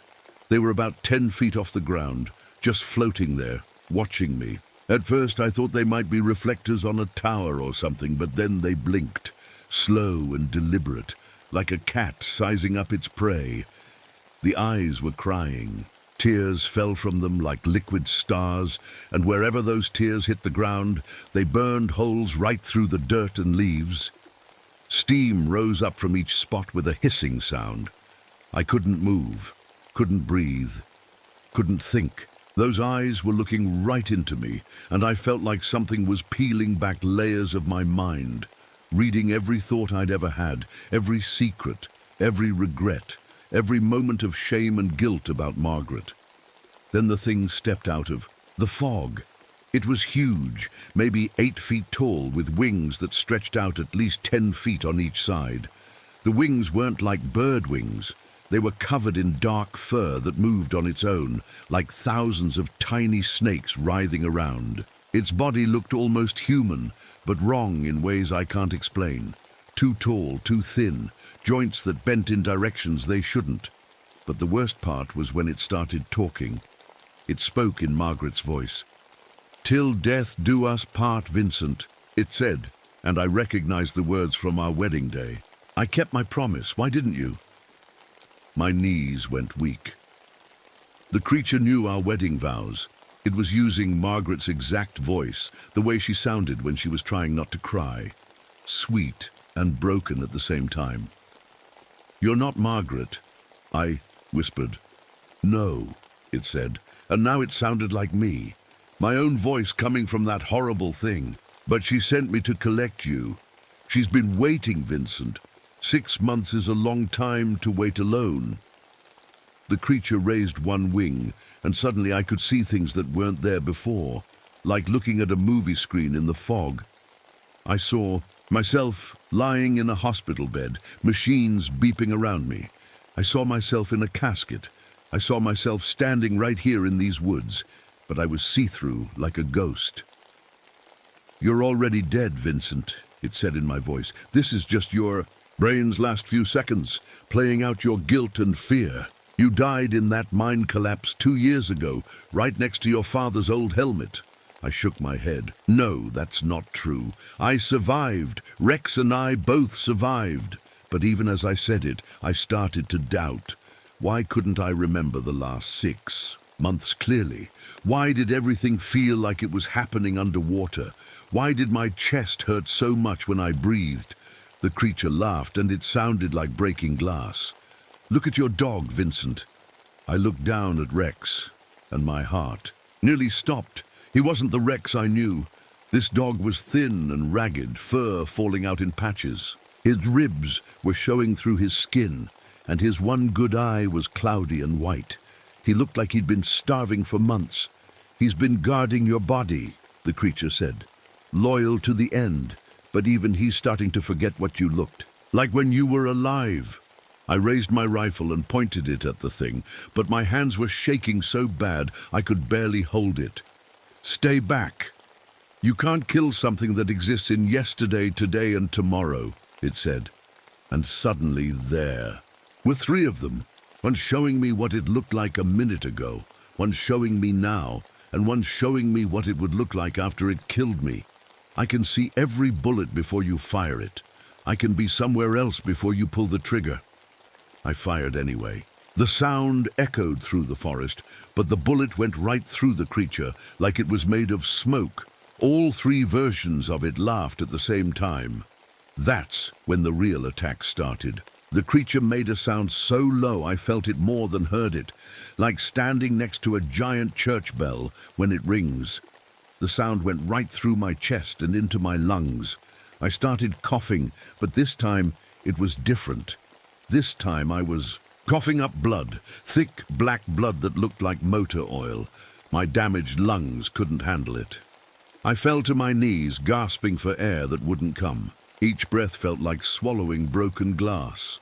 The creature's subsonic hum was making my black lung disease 100 times worse. "Does it hurt, Vincent?" it asked, and now it looked like Margaret. Perfect blonde hair, blue eyes, wearing the yellow dress she had on the day we got married. Except her neck was twisted at the wrong angle, just like after the car crash. "Please," I gasped between coughs, "please don't do this." "You did this to yourself," Margaret's voice said. "You chose coal dust over love. You chose money over me. And when I needed you most, you let me drive away angry in the rain." I tried to stand up, tried to run, but the world was spinning. Every time I thought I was moving forward, I ended up back in the same spot. The creature was keeping me trapped in some kind of loop, like a hamster running on a wheel. Rex was going crazy beside me. He was running straight into trees, barking at things that weren't there, foam coming out of his mouth, but he kept trying to protect me, even though he couldn't see the real threat. He could smell something, though. He kept sniffing the air and whining like he recognized a scent that scared him. "He smells her perfume," the creature said. "White shoulders. She wore it on your wedding day. She was wearing it the night she died. Amazing how scents can linger, isn't it? Even in death." I closed my eyes and tried to think. There had to be a way out of this. There had to be somewhere I could go where this thing couldn't follow me. Then I remembered. My father's mining tunnel. The place where he died 30 years ago. The place where I should have died 2 years ago. If I could get there, maybe I could end this. Maybe I could find some peace, or at least some answers. The creature seemed to read my thoughts. "Yes," it said, smiling with Margaret's face. "Go to Daddy's grave. He's been waiting for you, too. 3 generations of Graves men, all dying from the same black lungs, all running away from the same guilt." I stumbled to my feet and started walking toward where I remembered the old mine entrance being. Every step was agony. My lungs felt like they were full of concrete, and black blood kept dripping from my mouth onto my shirt, but I kept walking, because what else was I going to do? Behind me, I could hear the creature following, its wings making a sound like leather, being dragged across gravel. Rex limped along beside me, loyal to the end, even though I was probably leading us both to our deaths. The fog got thicker as we walked, and the trees seemed to lean in closer, like they were trying to grab us. I could hear voices in the mist now, not just Margaret's, but my father's too, and other voices I didn't recognize, all of them calling my name, all of them telling me to come home. "Almost there, Vincent," the creature whispered behind me. "Almost time to learn the truth." The old mine entrance was just ahead, cut into the side of a rocky hill like a dark mouth waiting to swallow me whole. I could see the rusty metal supports that my grandfather helped put in place 60 years ago. Dad used to tell me stories about working in there, about how dangerous it was, about how the mountain was always trying to fall down on your head. I was moving as fast as I could, but my legs felt like they were made of lead.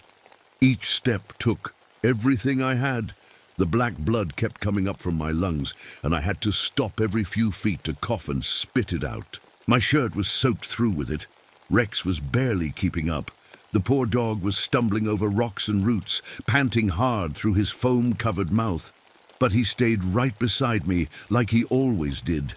Even dying, that dog wouldn't leave. Me behind, the ground was getting loose and rocky as we climbed toward the mine.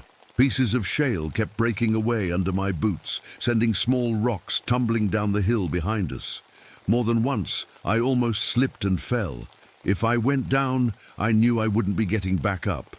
My breathing was getting worse by the minute. It felt like someone was sitting on my chest, pressing down harder and harder.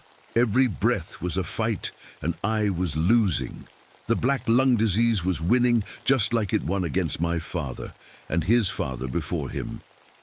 "You can't run from what you are, Vincent," the creature called from somewhere behind me. Its voice echoed off the rocks, coming from all directions at once. "You can't run from the truth." I could hear its wings flapping, getting closer. The sound made my skin crawl, like giant bat wings made of leather and nightmares. But I kept climbing, kept pushing toward that dark hole in the mountain. 20 feet, 15 feet, 10 feet. My heart was beating so fast it felt like it might explode. Sweat was pouring down my face, mixing with the blood from my mouth. My vision was getting fuzzy around the edges, like I was looking through a dirty window. 5 feet from the entrance, I fell. My knees hit the sharp rocks, and pain shot up through my legs.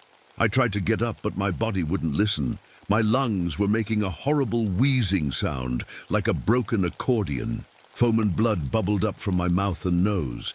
Rex limped over and pressed against me, trying to help me stand. His one good eye was looking at me with so much sadness it broke my heart. He knew what was happening. Dogs always know. "That's far enough," the creature said. I looked up and saw it standing right in front of the mine entrance, blocking my way. Up close, it was even more horrible than before.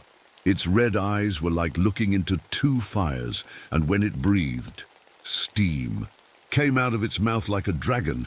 But the worst part was that it wasn't trying to scare me anymore. It looked almost sad, like it felt sorry for me.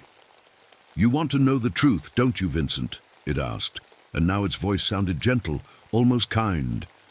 "You want to know why none of this makes sense?" I couldn't speak, could barely breathe, but I nodded. "Margaret never died in a car crash," it said simply. "There was no fight, no rainy night, no accident." The world seemed to tilt sideways. "What? You died in that mine collapse 2 years ago, Vincent. The same one that hurt Rex's eye, but your mind couldn't accept it, so it made up a story. A story about living for 2 more years. A story about Margaret dying instead of you. A story about guilt and grief and becoming a park ranger." I shook my head. No, that's not right. I remember the funeral. I remember moving out here. I remember everything." "Your brain created those memories in the last few seconds before you died," the creature said. "It gave you 2 more years of life in the space of a heartbeat.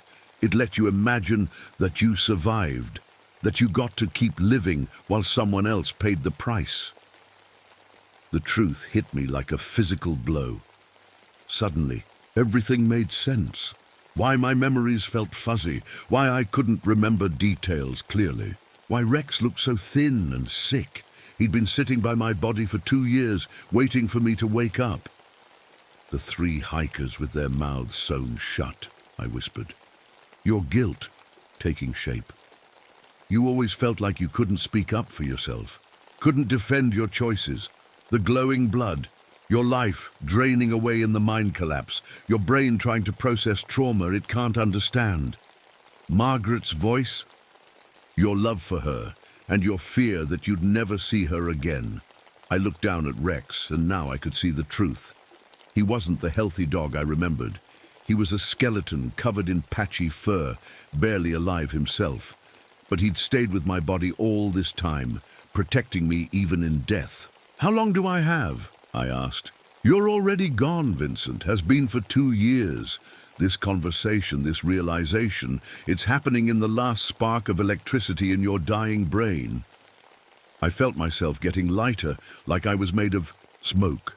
When I looked at my hands, I could see through them. My body was fading away, finally accepting what had really happened.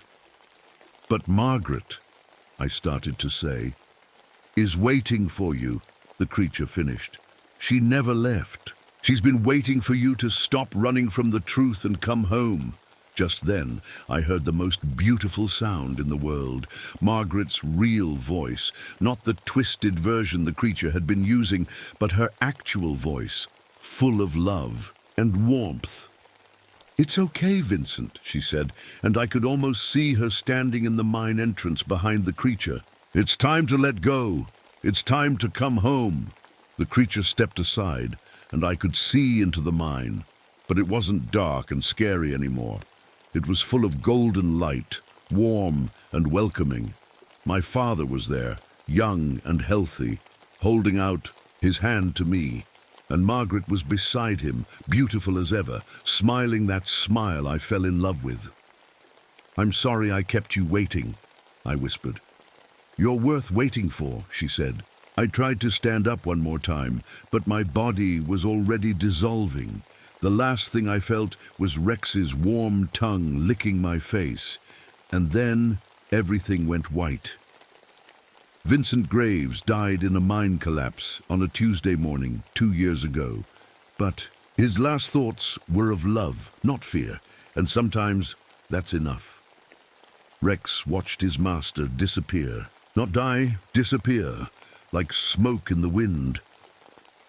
One moment Vincent was there, lying on the rocky ground, blood on his lips and peace in his eyes. The next moment, there was nothing but empty clothes and the smell of coal dust. The dog had been sitting by Vincent's body for 2 years. 2 long years in the dark mine, guarding his master's bones, waiting for him to wake up. Rex had grown thin and weak, surviving on rainwater and the few scraps he could find. His ribs showed through his patchy fur, and his one good eye was cloudy with age and sadness. But he had never left, not once.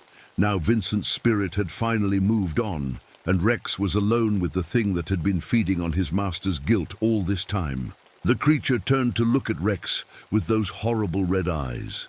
Up close, without Vincent's dying mind to filter what he saw, Rex could see what it really was. This wasn't just some monster from the woods. This was something much older, much worse. "Hello, faithful dog," it said, and its voice sounded like wind blowing through empty houses. "Do you know what I am?" Rex couldn't answer, of course. He was just a dog. But his animal instincts knew danger when they saw it, and every hair on his body stood up. "I was human once," the creature said, settling its massive wings against its body. "My name was Ezekiel Thorne. I kept the lighthouse on Massacre Island, 50 miles up the river. That was back in 1847, during the worst winter anyone could remember." The creature began to change as it spoke. Its wings folded down into a long coat. Its red eyes became normal human eyes, but wild and hungry. Its face became the face of a man, but a man who had done terrible things. "The supply boat couldn't get through the ice for 3 months, Ezekiel continued.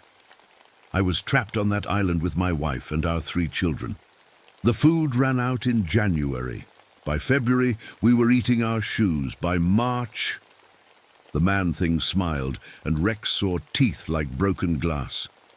"By March, I ate my own family. My wife first, then my oldest boy, then the twins. I told myself I had to survive. Someone had to keep the lighthouse working. Ships needed the light to stay safe. Rex whimpered and backed away, but the creature followed him. But eating human flesh changes you. It wakes up something that should stay asleep. Something that's been waiting under the ground since before men built cities. Something that feeds on guilt and pain and the moments when people realize they're going to die. The creature was fully human now, but Rex could still see the monster underneath, like looking at a picture where two different images were printed on top of each other. "I've been feeding for almost 200 years, Ezekiel said. "Every person who dies with regret, every soul that can't let go, they call to me. They feed the thing that lives beneath Point Pleasant, and in return, it lets me keep existing, keeps me from facing what I've done." Rex turned and ran. His legs were weak and his paws were sore, but fear gave him strength. He crashed through bushes and leaped over fallen logs, racing through the forest toward the ranger station. Maybe if he could get there, maybe if he could warn someone. But dogs can't talk. Dogs can't explain about creatures that used to be men, or about ancient things that sleep under the ground. All Rex could do was bark and whine and hope someone would understand. Behind him, he could hear Ezekiel laughing. Not chasing him, just laughing, like Rex was a joke that only the monster understood. It took Rex 3 hours to reach the ranger station. His tongue was hanging out and his sides were heaving by the time he scratched at the door. When Ranger Johnson opened it, Rex tried to bark a warning, tried to tell him about the danger in the woods. "Well, hey there, boy," Johnson said, kneeling down to pet Rex. "Where'd you come from? You look terrible. When's the last time you had a good meal?" Rex barked and ran in circles, then ran back toward the forest. He stopped and looked back at Johnson, barking again. "Come with me," he was trying to say. "There's something you need to see." "You want me to follow you?" Johnson asked. "Is someone hurt out there?" Rex barked once. "Yes." Johnson grabbed his radio and called for backup, then followed Rex into the woods. 2 other rangers met them on the trail, and together they walked toward the old mine. Rex kept looking over his shoulder, making sure they were still following, urging them to hurry. But when they got to the mine entrance, all they found were some old clothes and a rusty mining helmet. Vincent's bones were there too, scattered and white, mixed in with much older bones that might have belonged to his father. "Looks like someone got lost in the mine system," Johnson said sadly. "Probably happened years ago. Poor guy." Rex whined and pawed at the clothes, trying to make them understand. This was Vincent. This was his master. But to the rangers, it was just another old accident. They gathered up the bones and put them in a bag to take back to town. Someone would try to identify them, try to figure out who they belonged to. But Rex knew they'd never find any records of Vincent Graves, park ranger, because Vincent Graves had died 2 years ago as a coal miner, and his brain had just dreamed up everything else. As they walked back to the station, Rex kept looking over his shoulder. The sun was setting, and shadows were getting long between the trees. Somewhere back there, Ezekiel Thorne was waiting for the next person with guilt to feed on. The next soul who couldn't let go of their regrets. The ancient thing under Point Pleasant was still hungry. It was always hungry. That night, Rex slept outside the ranger station. He was warm and fed for the first time in 2 years, and the rangers were talking about finding him a good home. But every time he started to drift off, he heard something in the distance. Wing beats, slow and steady, like a giant heart beating. In the darkness, and sometimes, when the wind was just right, he could swear he heard Vincent's voice calling Margaret's name.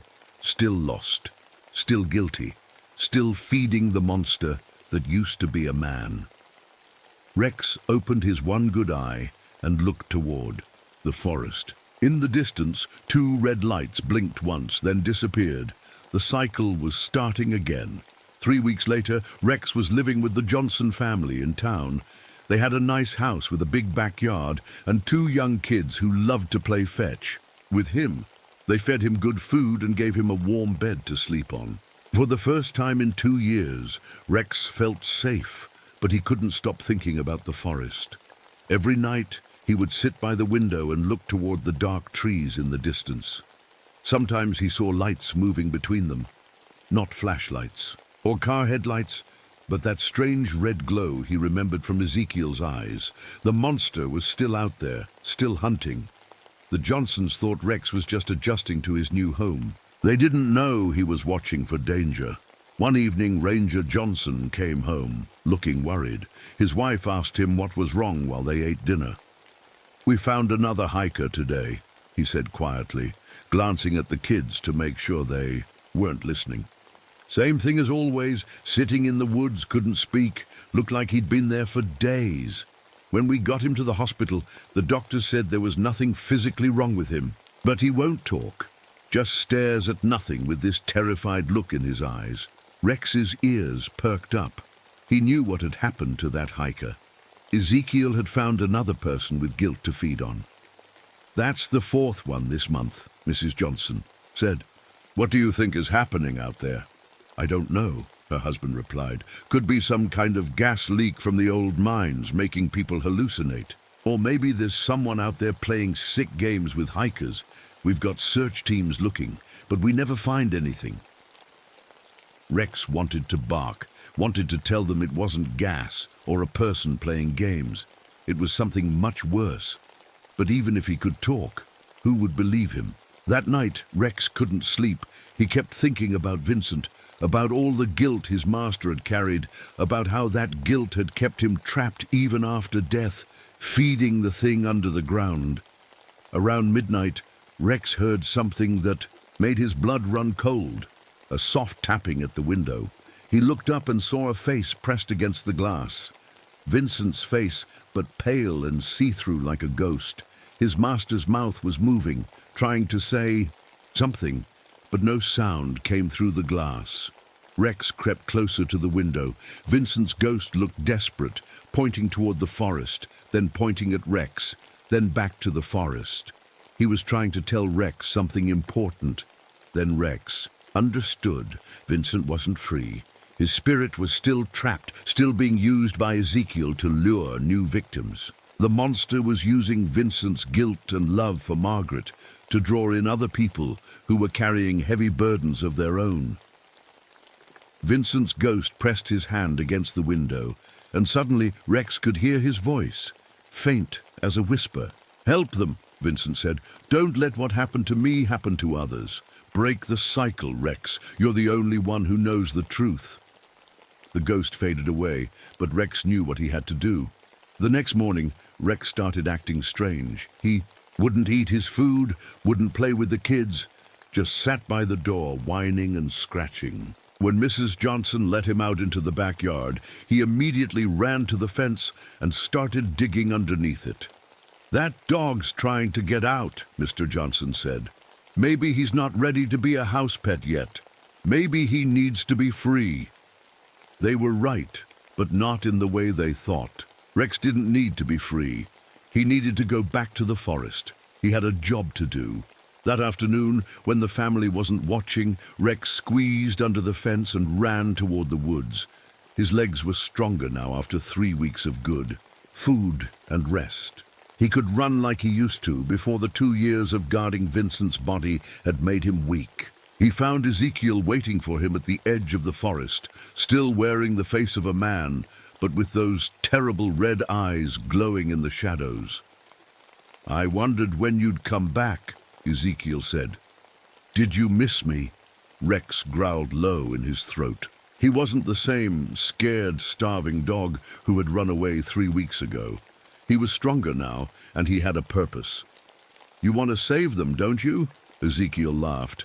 "The hikers, the campers, all the guilty souls who wander into my woods.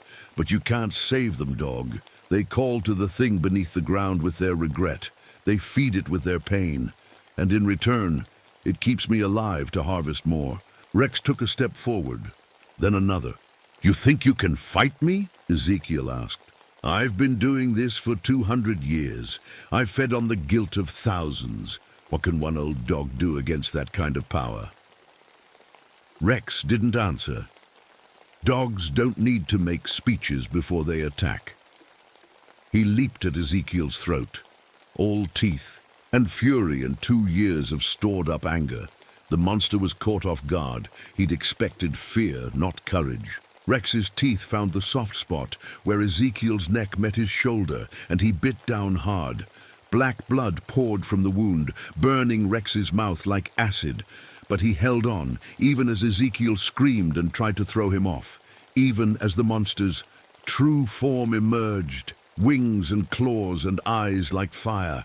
"You don't understand," Ezekiel gasped. "If you kill me, the thing beneath the ground will just find someone else. The cycle never ends. There's always another person willing to do terrible things to survive." Rex bit deeper. He understood perfectly. That's why he wasn't trying to kill Ezekiel. He was trying to take his place. As Ezekiel's blood filled Rex's mouth, the dog felt the change beginning, the ancient hunger waking up inside him, the connection to the thing that slept beneath Point Pleasant, always waiting, always feeding. But Rex was different from Ezekiel.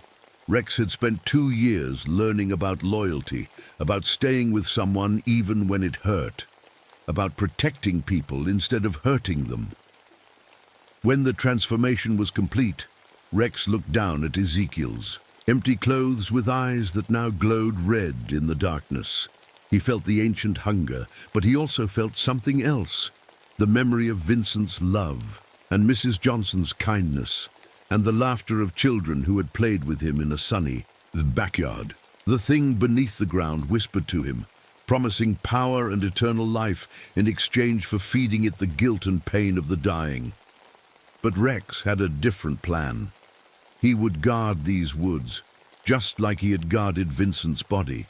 He would watch for people who wandered in carrying too much guilt and pain, but instead of feeding on them, he would guide them out. He would show them the way home. The ancient thing would go hungry, and maybe, after enough time, it would finally sleep forever. As the sun came up over Point Pleasant, a red-eyed creature with the heart of a loyal dog began his watch. In the distance, he could see Vincent's spirit one last time, finally at peace, walking hand in hand with Margaret toward a light that promised rest.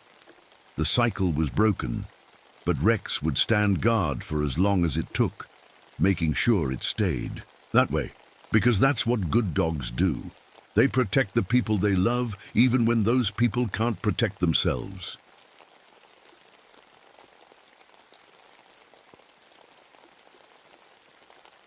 My name is Thomas Mercer. I've been a park ranger at Glacier National Park for almost 7 years now, though that wasn't always my job. I used to work for the Navy as an acoustics specialist. Sound was my life. Still is, I suppose, just in ways I never expected. I requested this posting at Eagle's Perch, the most isolated ranger outpost in the Eastern Valleys. The locals call this whole area the Whispering Lands, and for good reason. The wind through these ancient pines creates voices that shouldn't exist. The Blackfeet elders won't even come near this place. They call it the Punishment Grounds. I've never heard them use its actual name. This year's snowfall came 3 weeks earlier than anyone expected. I'm completely cut off now, which suits me fine. The silence up here is different, unnatural. Sometimes sounds arrive before whatever made them. I know how crazy that sounds, but it's true. I first noticed the ice formations last week. Perfect hexagons and spirals appearing overnight. They melt when I touch them, leaving behind this strange crystal dust that seems to vibrate when certain sounds happen nearby. Then there were the animals. 2 cows from the Henderson Ranch found frozen solid, like they were running from something. Their insides were hollowed out, rib cages modified into something like musical instruments. When the wind blows through them, they make sounds that chill me to the bone. I'm not surprised by much anymore. After my accident during a Navy sound experiment gone wrong, I developed this condition, audio-visual synesthesia, they call it. I literally see sounds as colors. High pitches come in cold blues, while low sounds appear as warm reds. It's beautiful sometimes, terrifying others. The truth is, I didn't come here by accident. I requested this posting because of what happened. And 3 years ago, my wife Andrea and daughter Lily vanished during our camping trip in these mountains. The official report says they got lost in a sudden snowstorm, but I know better. I shared things with Andrea that I shouldn't have. Classified information about this region's unique acoustic properties. Information that got them taken.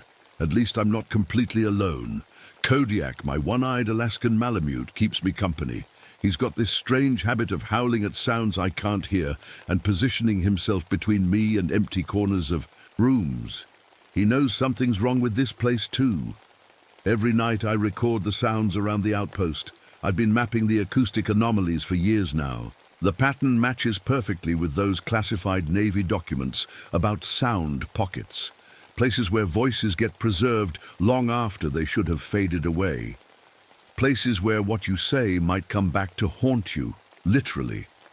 I don't know what's happening in these mountains, but I intend to find out. For Andrea, for Lily, even if what I discover destroys what's left of me.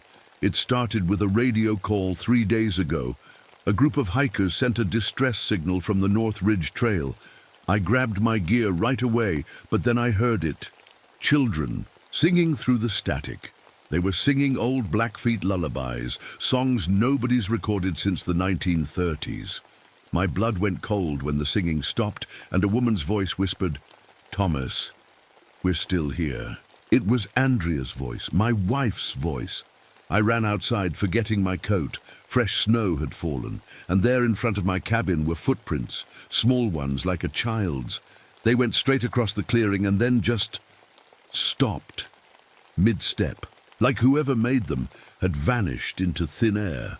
Where the last footprint ended, I found a tiny crystal shaped exactly like human vocal cords. When I tried to pick it up, it shattered in my hands. Kodiak's been acting stranger than usual. Yesterday, he wouldn't stop barking at the tree line. I checked the wildlife cameras this morning. The footage showed a herd of deer running from something, but there was nothing behind them. Nothing I could see, anyway. Their eyes reflected this weird purple light, and their mouths were open like they were screaming. When I played back the audio, I heard voices, human voices all talking at once. Last night during my patrol, something even stranger happened. My flashlight beam caught on something in the air, not dust or snow. It was like the light hit a glass wall that wasn't there. For just a second, I saw shapes floating in the darkness. Geometric patterns, exactly like the ones in those classified photos from my Navy days, the ones from our experiments on making sound visible. This morning, I got a call from a family staying at Cedar Lodge. Their little boy said someone called his name from the empty bathroom. When they checked, they found one of those crystal things hanging from the shower head. The father said when the air conditioning kicked on, the crystal made sounds. The boy said it was his grandma's voice, but she died before he was born. I'm keeping my rifle closer now. Kodiak sleeps at the foot of my bed, growling at shadows. The snow keeps falling, and the radio keeps picking up fragments of conversations that never happened. Or maybe they did, just not yet. I've been drawing what I see when I hear the sounds in the forest. The colors form patterns that remind me of something from my Navy work, something called sound materialization. We were trying to create acoustic weapons that could solidify sound waves into physical barriers. The project was shut down after 3 researchers disappeared during a field test conducted right here in these mountains. The temperature dropped another 15 degrees today. The pipes in the cabin are starting to freeze. I should focus on practical things, checking the generator, securing the windows, but I can't stop thinking about those footprints that ended mid-stride, about Andrea's voice on the radio, about the way Kodiak keeps staring at empty corners, like he sees something waiting there. Something is hunting in these mountains, something that uses sound like we use tools. and I think it knows I'm listening. I wasn't alone for long. Yesterday morning, a man stumbled into my cabin. Walter Jenkins, at least that's what his driver's license said. He could barely speak. His skin was blue with frostbite, but something was wrong with his throat. It looked see-through, like it was made of ice or glass. When he finally talked, it wasn't with one voice, but many. He kept saying hollow people had stolen his voice, but left him his screams. I checked his temperature. It was 15 degrees below what a human being should be able to survive. I wrapped him in blankets and tried to warm him up, but he just kept getting colder. By sunset, his skin had turned hard and shiny. Then, right before my eyes, he just broke apart, shattered like glass. All that was left was a perfect crystal, copy of his throat and voice box. When I touched it, I heard his thoughts, his last ones. He was thinking about his dog waiting at home. That night, my radio woke me up. Through the static, I heard Lily, my little girl. She was reciting complex sound equations from my old Navy research, stuff she couldn't possibly have known. She was only 7 when she disappeared. Kodiak went crazy this morning. He was barking at empty air in the kitchen, then attacked something I couldn't see. When he came back to me, his mouth was covered in a blue crystal substance that disappeared into thin air right in front of me. But I could see it go. It turned into sound waves, beautiful blue patterns that matched the failed experiment from my Navy days, the one that gave me my sound-seeing ability. And then I saw it, standing in my kitchen, not fully there, like looking at a person through clear ice. It was shaped like a human, but made entirely of frozen sound waves. I'm calling it the echo thief because that's what it does. It steals echoes, voices, sounds. It transforms people's throats into crystal chambers that make its voice louder. It didn't attack me. It just watched, its head tilted like it was curious. Then it stepped backward and disappeared. But I could still see traces of it with my special vision.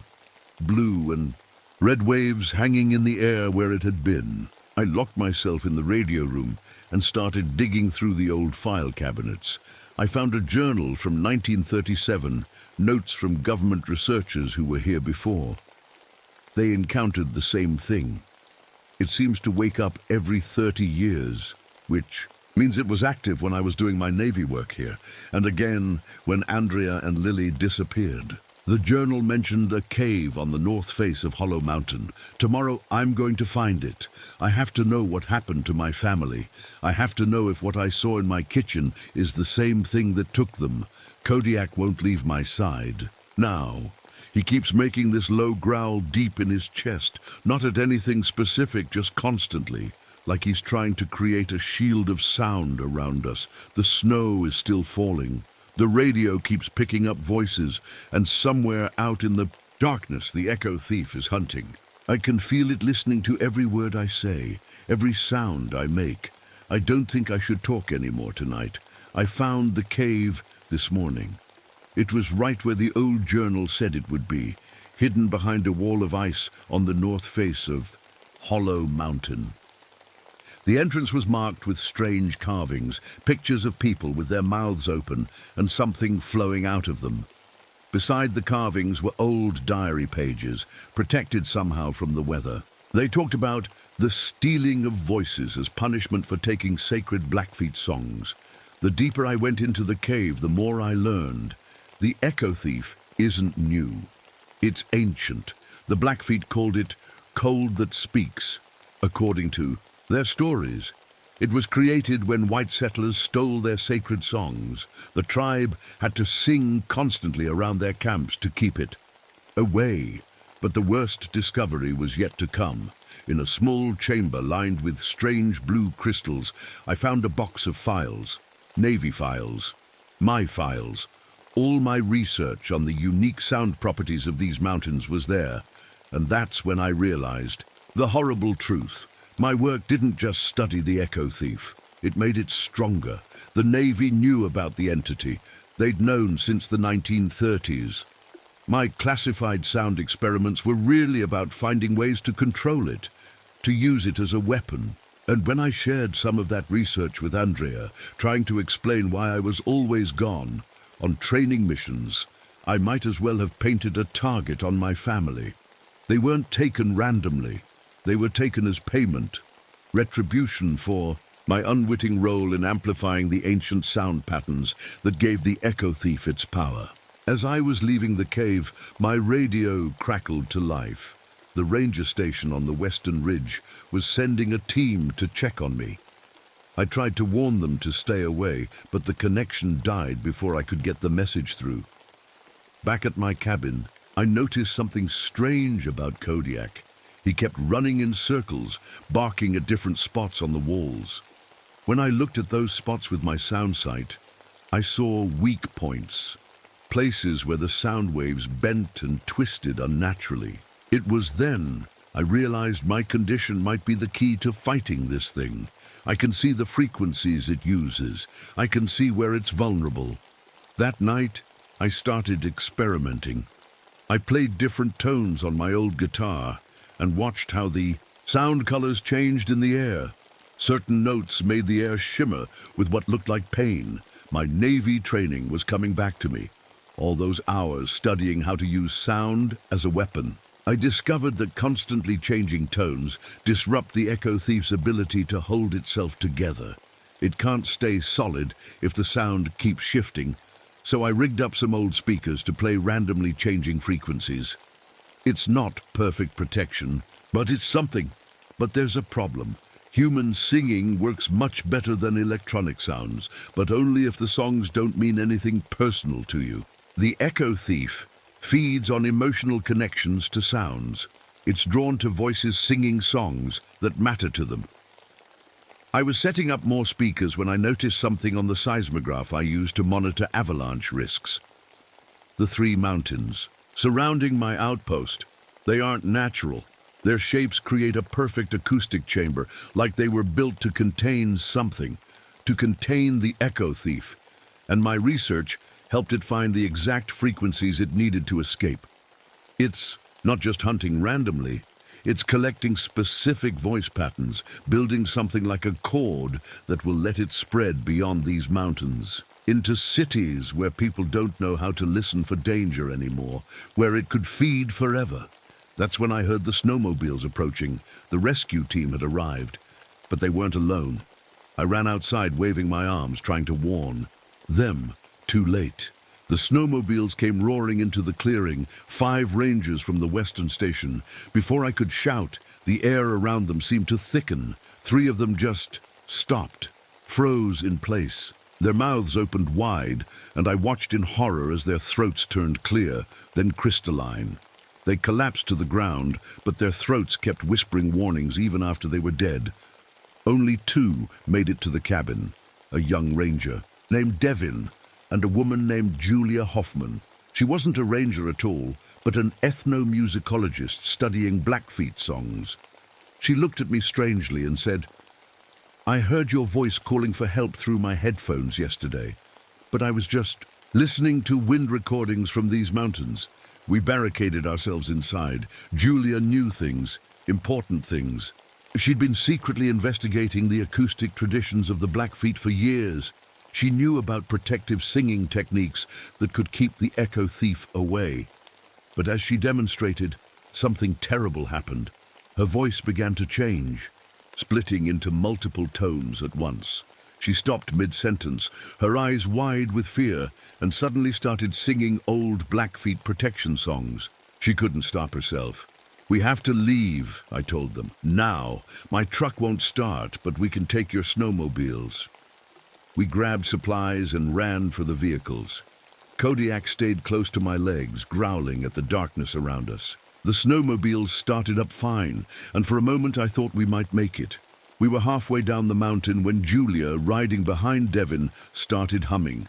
Just a simple lullaby, something from her childhood. She told me later she couldn't help it, like the song was pulled out of her. Both engines died instantly. The metal parts turned to crystal before our eyes, then shattered. We were stranded in the middle of nowhere with night falling and the temperature dropping fast. "There's a research station about 3 miles east," Devin said. "We might make it on foot." We hadn't gone half a mile when we found the cave entrance. It wasn't there before. I know these mountains like the back of my hand. But there it was, lined with bodies, not dead ones, preserved ones. Men and women from different times, all frozen in various stages of transformation.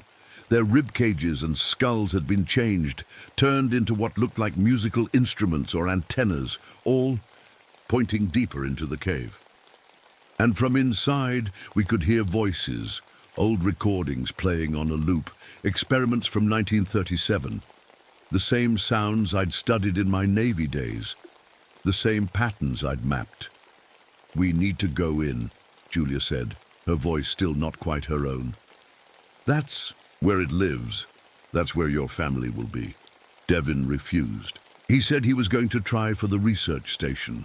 We watched him disappear into the snow. We never saw him again. Julia and I entered the cave, Kodiak leading the way. The deeper we went, the stranger sound became. Our whispers echoed loudly, while our shouts faded to nothing. Distance and closeness stopped making sense. It was like being underwater, but with sound instead of water. The center of the cave opened into a massive chamber filled with crystal structures, a perfect acoustic lens focusing all sound to a central formation. It looked exactly like the classified diagrams from my Navy research, but these weren't built by human hands. They were ancient. My work hadn't created this technology, it had been copied from it. And there, tending to the crystals like gardeners, were 2 figures with translucent skin. Andrea and Lily, my wife and daughter. They were alive, sort of. Their skin was clear like glass, with crystal vocal cords visible inside them. Their eyes reflected purple light. They moved together, in perfect sync, tending to thousands of crystal formations growing like coral along the walls. "Echo chimes," Julia whispered. "That's what the Blackfeet called them. Each one contains a voice moment, a preserved sound from someone who disappeared." My family didn't recognize me. They just kept working, harvesting sounds, feeding them to the crystal formations. Julia studied them with scientific detachment despite her fear. "They're caretakers now," she said. "Incubators for the echo thief's offspring. Their bodies create perfect environments for harvesting emotional resonance from sounds." I called Lily's name. Her head turned slightly, but there was no recognition in her eyes, just a brief pause before she went back to tending the crystals. That's when we felt it coming. The temperature dropped suddenly, the air thickened, and Kodiak began to growl. The echo thief was returning to its nest, and we were trapped inside. It came through the walls, not entering the cave, but becoming part of it. The echo thief in its full form was nothing like the human-shaped thing I'd seen in my kitchen.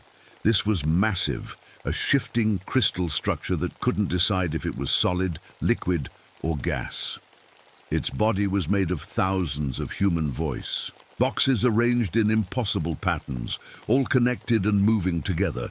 When it spoke, every voice it had ever stolen came out at once. Children calling for their mothers, old men praying, women singing lullabies, all talking together, creating a sound that froze us in place. I couldn't move, couldn't think straight. The voices triggered too many emotions at once, fear, love, sadness, joy, all contradicting each other. "It's been here since the beginning," Julia whispered, somehow fighting through the paralysis. "Since humans first used sound as weapon and prayer." I looked at the thing with my sound sight and understood. The echo thief existed across multiple dimensions of sound. It couldn't be destroyed completely. But my Navy research had accidentally shown it how to expand beyond the mountains that had been its prison for centuries. That's when Kodiak acted. My loyal dog, who had stayed by my side through everything, charged straight at the creature. His howl changed as he ran, hitting a frequency that made the crystal entity shudder. For a moment, its perfect structure cracked, revealing the central chamber where all sound was collected. Kodiak didn't survive. The echo thief swallowed him, turning him instantly to crystal that shattered across the floor. But his sacrifice gave us our chance. "There's a ceiling song," Julia said quickly, her ethnomusicology knowledge connecting with my acoustic expertise. "The Blackfeet used it to contain this thing for 30-year cycles, but it requires sacrifice, half your vocal range.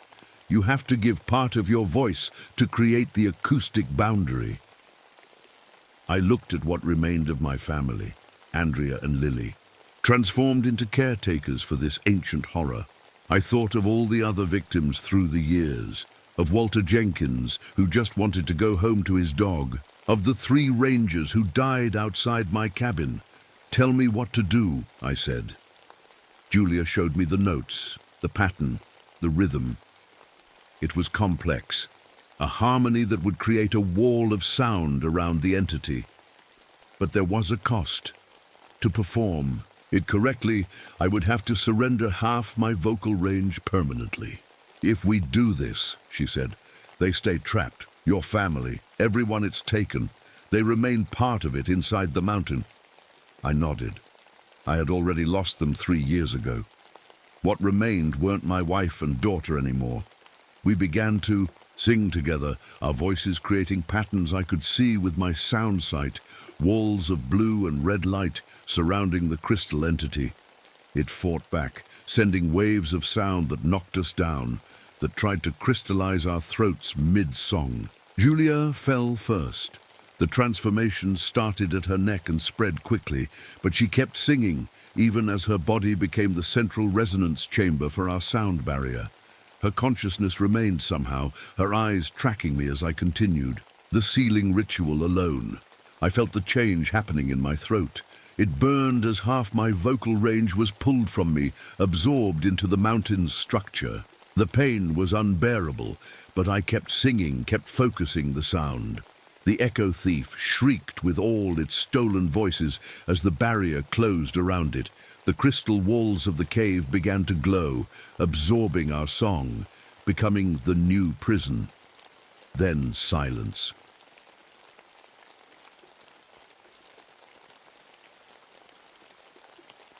"My name is Helen Murphy, and I'm a park ranger in the Chippewa National Forest in Minnesota. I'm 31 years old, and before this job, I used to be a nurse in the emergency room. That feels like a lifetime ago now. Tonight, I'm walking through the winter woods on my usual patrol. The snow is fresh and white, crunching softly under my boots. Moonlight comes down through the bare tree branches, making pretty shadows on the ground. It's so quiet and peaceful out here. The cold air feels good in my lungs, and I can see my breath making little white clouds.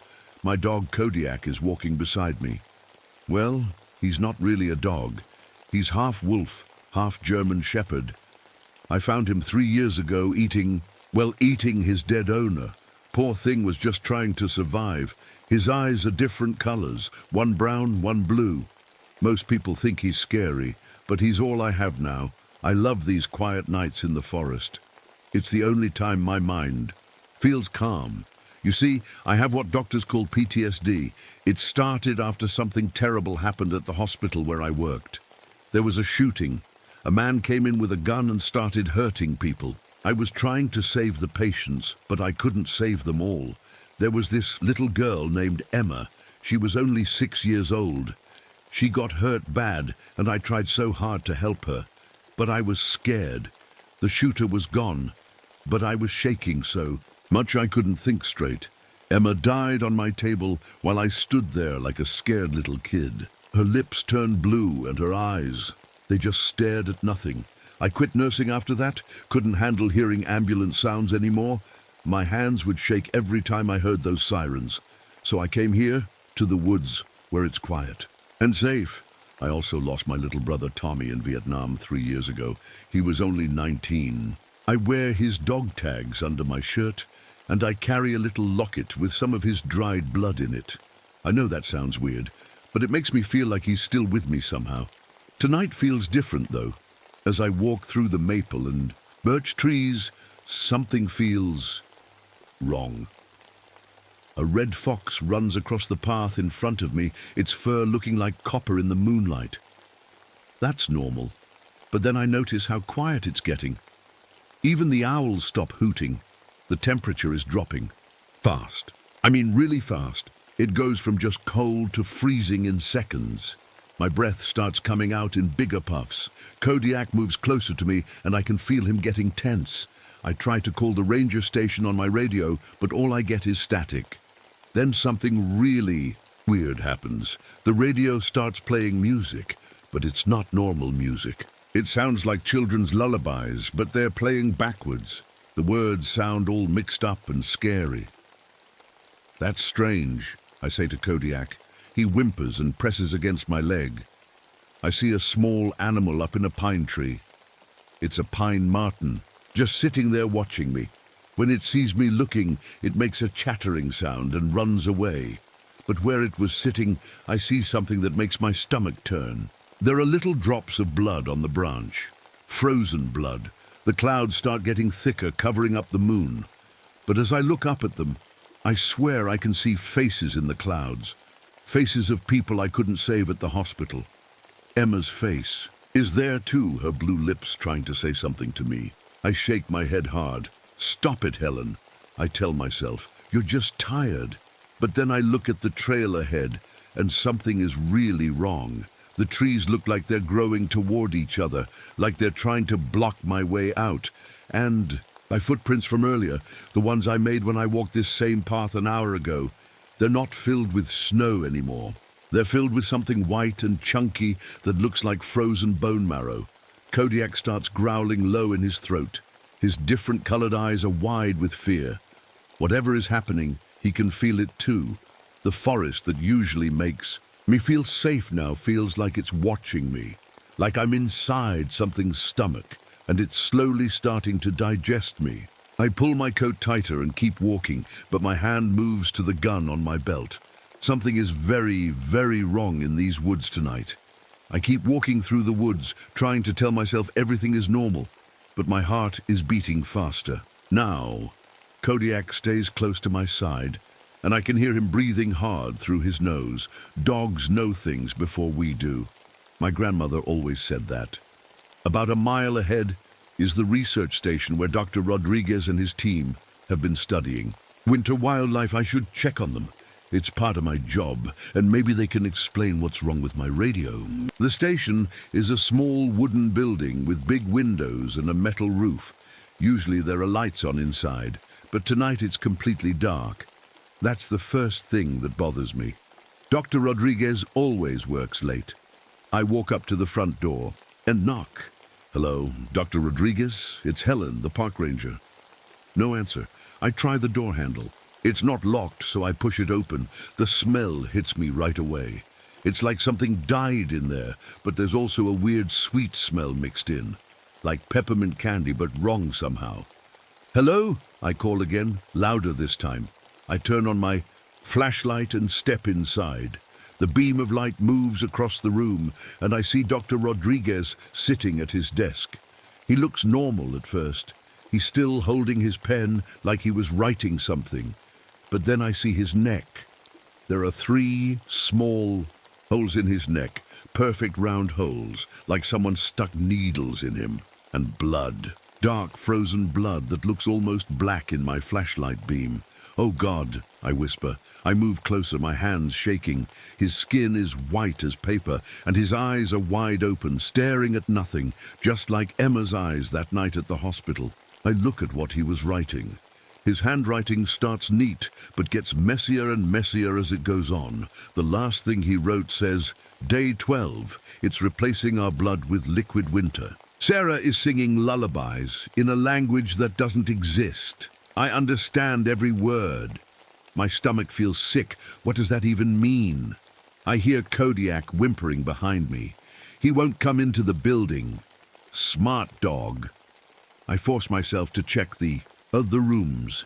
In the back room, I find the rest of the research team. 3 people, but they're not sitting in chairs or lying on the floor like you'd expect. They're arranged in a circle on the ground, and there are thin tubes of ice connecting. They're next to each other, like they were sharing something. Their faces are peaceful, like they're sleeping, but their skin is that same paper white color. I need to call for help right now. I grab my radio and try calling the main ranger station. Base, this is Murphy. I need immediate backup at the research station. We have multiple casualties. Static, then nothing. Then my own voice comes through the radio. Helen, this is Helen. I'm already dead. You need to join me. I drop the radio like it burned me. It hits the floor and the battery compartment pops open. The batteries roll across the wooden floor, but the radio keeps talking in my voice. Helen, where are you going? The cold is so... Nice here. Emma is here too. She wants to see you. I run outside. Kodiak is waiting for me, and he starts running too. We both know we need to get out of here fast. But as we run through the trees, the cold gets worse. Much worse. It's like the air itself is freezing. My fingers start going numb, even inside. My gloves. My face hurts. This isn't normal winter cold. This is something else. And then I hear it, a howl, but not from a wolf or a coyote.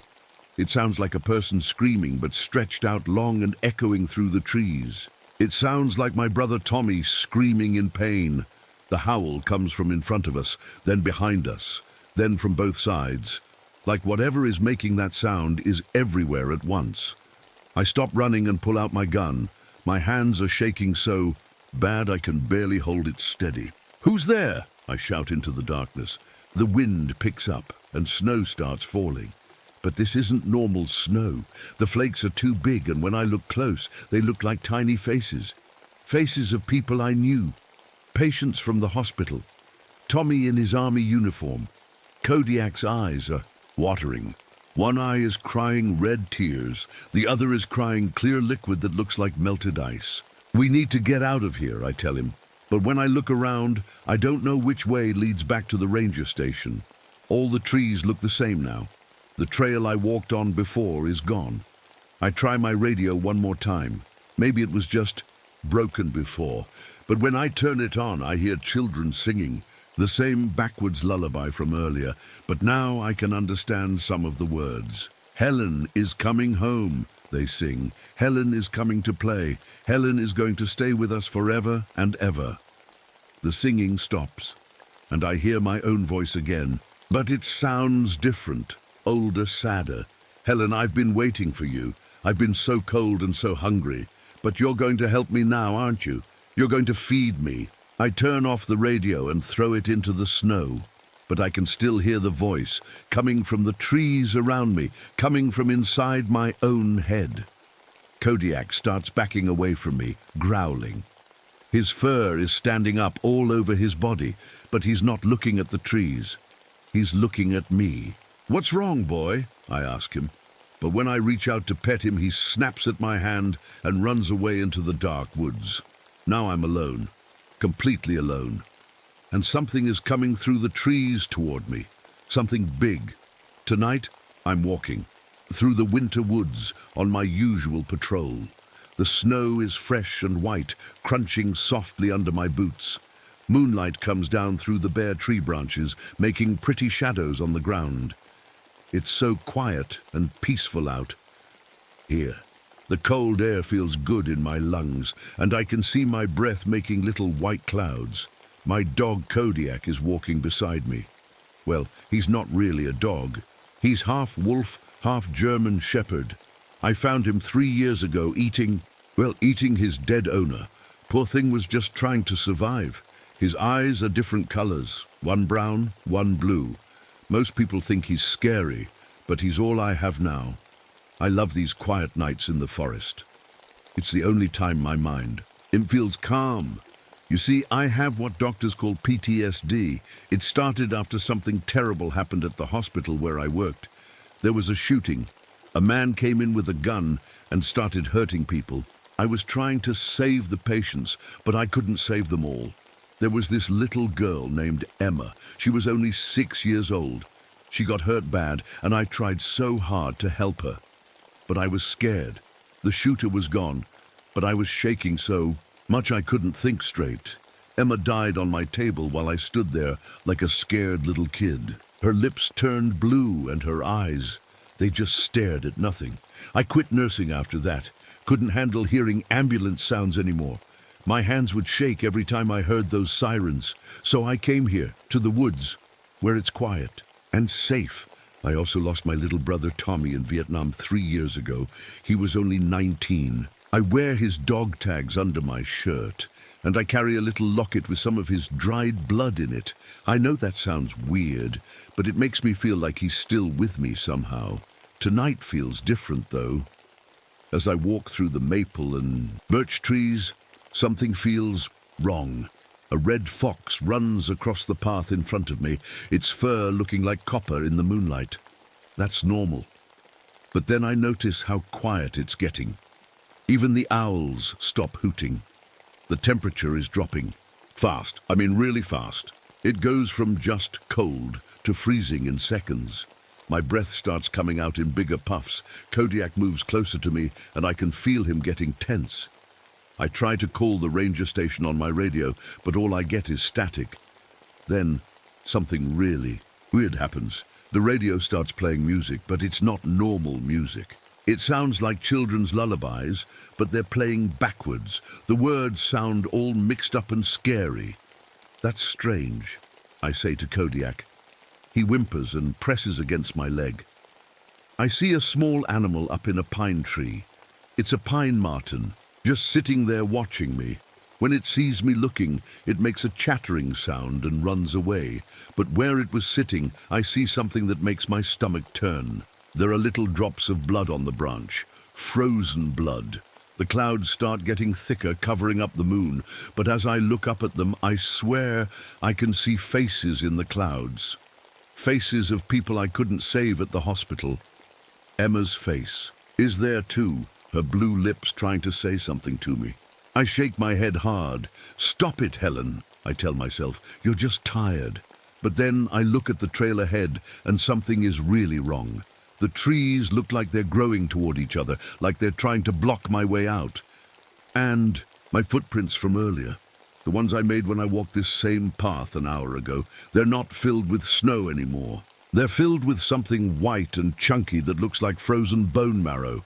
Kodiak starts growling low in his throat. His different colored eyes are wide with fear. Whatever is happening, he can feel it too. The forest that usually makes me feel safe now feels like it's watching me, like I'm inside something's stomach and it's slowly starting to digest me. I pull my coat tighter and keep walking, but my hand moves to the gun on my belt. Something is very, very wrong in these woods tonight. The thing moving through the trees is huge, at least 12 feet tall, maybe more. It's so thin, it looks like a skeleton covered with white skin. Its arms and legs are way too long, and they bend in places that aren't right, like it has extra joints that people don't have. I can see right through its skin. Instead of blood moving through its body, there's something black flowing in its veins, something that moves like smoke. I raise my gun and fire 3 shots. The bullets go right through it like it's made of air. The thing doesn't even slow down. Then it speaks, and my heart almost stops beating. It's Emma's voice, the little girl who died on my table at the hospital. "Hello, Helen," it says in that sweet 6-year-old voice. "You let me die, remember? The shooter was gone, but you were too scared to help me. I felt everything. I felt my heart stopping while you just stood there." "That's not true," I whisper. But even as I say it, I know it is true. I was so scared that night. So scared I froze up when Emma needed me most. The creature gets closer. Now I can see its face clearly. It changes as I watch. Sometimes it looks like Emma with her blue lips and cold skin. Sometimes it looks like Tommy with jungle rot eating away at his face. Sometimes it looks like Dr. Rodriguez with those 3 holes in his neck. "You became a nurse to help people," it says, now in Tommy's voice. "But you're just a coward. You run away when people need you. You ran away from the hospital. You ran away from our family when I died. And now you're going to run away again." I want to run, but my legs won't move. The cold is getting into my bones now. I look down at my hands and see my fingers turning black. Frostbite. The same kind I saw on homeless people who froze to death outside the hospital. I tried to save them, I say. My voice sounds small and weak. Did you? The creature asks. Now it sounds like my own voice, but wrong somehow. Or did you just tell yourself that so you could sleep at night? I remember that night at the hospital so clearly now. The shooter came in screaming and waving, his gun around. He shot 3 people before the police got him, but he was gone when they brought Emma to me. She was bleeding from her stomach, and her little hand grabbed mine. "Help me," she whispered. "Please don't let me die." But I just stood there. My hands were shaking too much to start an IV. I kept dropping things. I called for the doctor, but he was busy with the other victims. And while I stood there being useless, Emma's blood pressure dropped. Her lips turned blue. Her little heart stopped beating. "You could have saved me," the creature says in Emma's voice, "but you were thinking about yourself, about how scared you were, about how you didn't want to make a mistake. So you made the biggest mistake of all. You did nothing." The thing reaches out with one of its long, twisted arms. Its fingers are like icicles, and when it touches my face, it burns from the cold. "Let me show you something," it whispers. Suddenly, I'm not in the forest anymore. I'm back at the hospital, that night. But this time, I'm watching myself from outside my body. I see myself standing over Emma's small body, hands shaking, tears running down my face. And I see what I really did that night. I gave up. I stopped trying. I let my fear win. "No," I say, "I tried my best." "Look closer," the creature says. I watch myself in the memory. Emma is still alive. Her heart is still beating weakly. There's still time. But instead of trying to save her, I see myself step back from the table. I see myself turn away while she calls my name. I left her there to die alone. "Now do you remember?" the creature asks. I'm back in the forest, and the thing is standing right in front of me. Up close, I can see that its skin isn't really skin at all.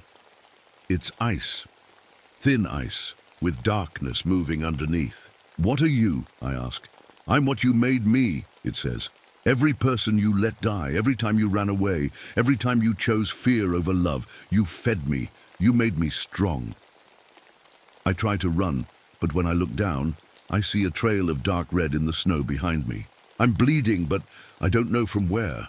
The trail goes back through the trees as far as I can see. "That's not my blood," I say. "Isn't it?" the creature asks. "Look at your hands, Helen." I hold up my hands in the moonlight. They're covered in blood, fresh blood, and it's not from the frostbite. Under my fingernails there are pieces of skin, human skin. "Whose skin is this?" I whisper. The creature smiles with Emma's face. "Why don't you check your pockets?" I reach into my coat pocket with shaking hands. Inside, I find something small and cold. I pull it out and shine my flashlight on it. It's a finger, a human finger with a wedding ring on it. Dr. Rodriguez's wedding ring. "No," I say. No. I found him dead. I didn't hurt him." "Are you sure about that?" the creature asks. And suddenly, I'm not sure about anything. My memory feels fuzzy, like trying to remember a dream. Did I find Dr. Rodriguez dead, or did I do something else? The creature starts walking in a circle around me. As it moves, the trees around us start bleeding. Dark red sap oozes from their bark and drips into the snow. "The cold makes people hungry," it says. "So very hungry, and you've been so cold. For so long, haven't you, Helen? Ever since Tommy died, ever since Emma died, cold and empty inside." I taste something metallic in my mouth. Blood. But I don't remember biting my tongue. Then I see something that makes my stomach turn inside. Out. In the snow around my feet there are more pieces, small pieces of things that used to be inside people. And they're all fresh. What did I do? I whisper. The creature leans down close to my ear. When it speaks, it sounds like all the voices at once. Emma, Tommy, Dr. Rodriguez, and me. You fed me, it says, and now I'm going to feed you. Tonight, I'm walking through the winter woods on my usual patrol. The snow is fresh and white, crunching softly under my boots. Moonlight comes down through the bare tree branches, making pretty shadows on the ground. It's so quiet and peaceful out here. The cold air feels good in my lungs, and I can see my breath making little white clouds. My dog Kodiak is walking beside me. Well, he's not really a dog. He's half wolf, half German shepherd.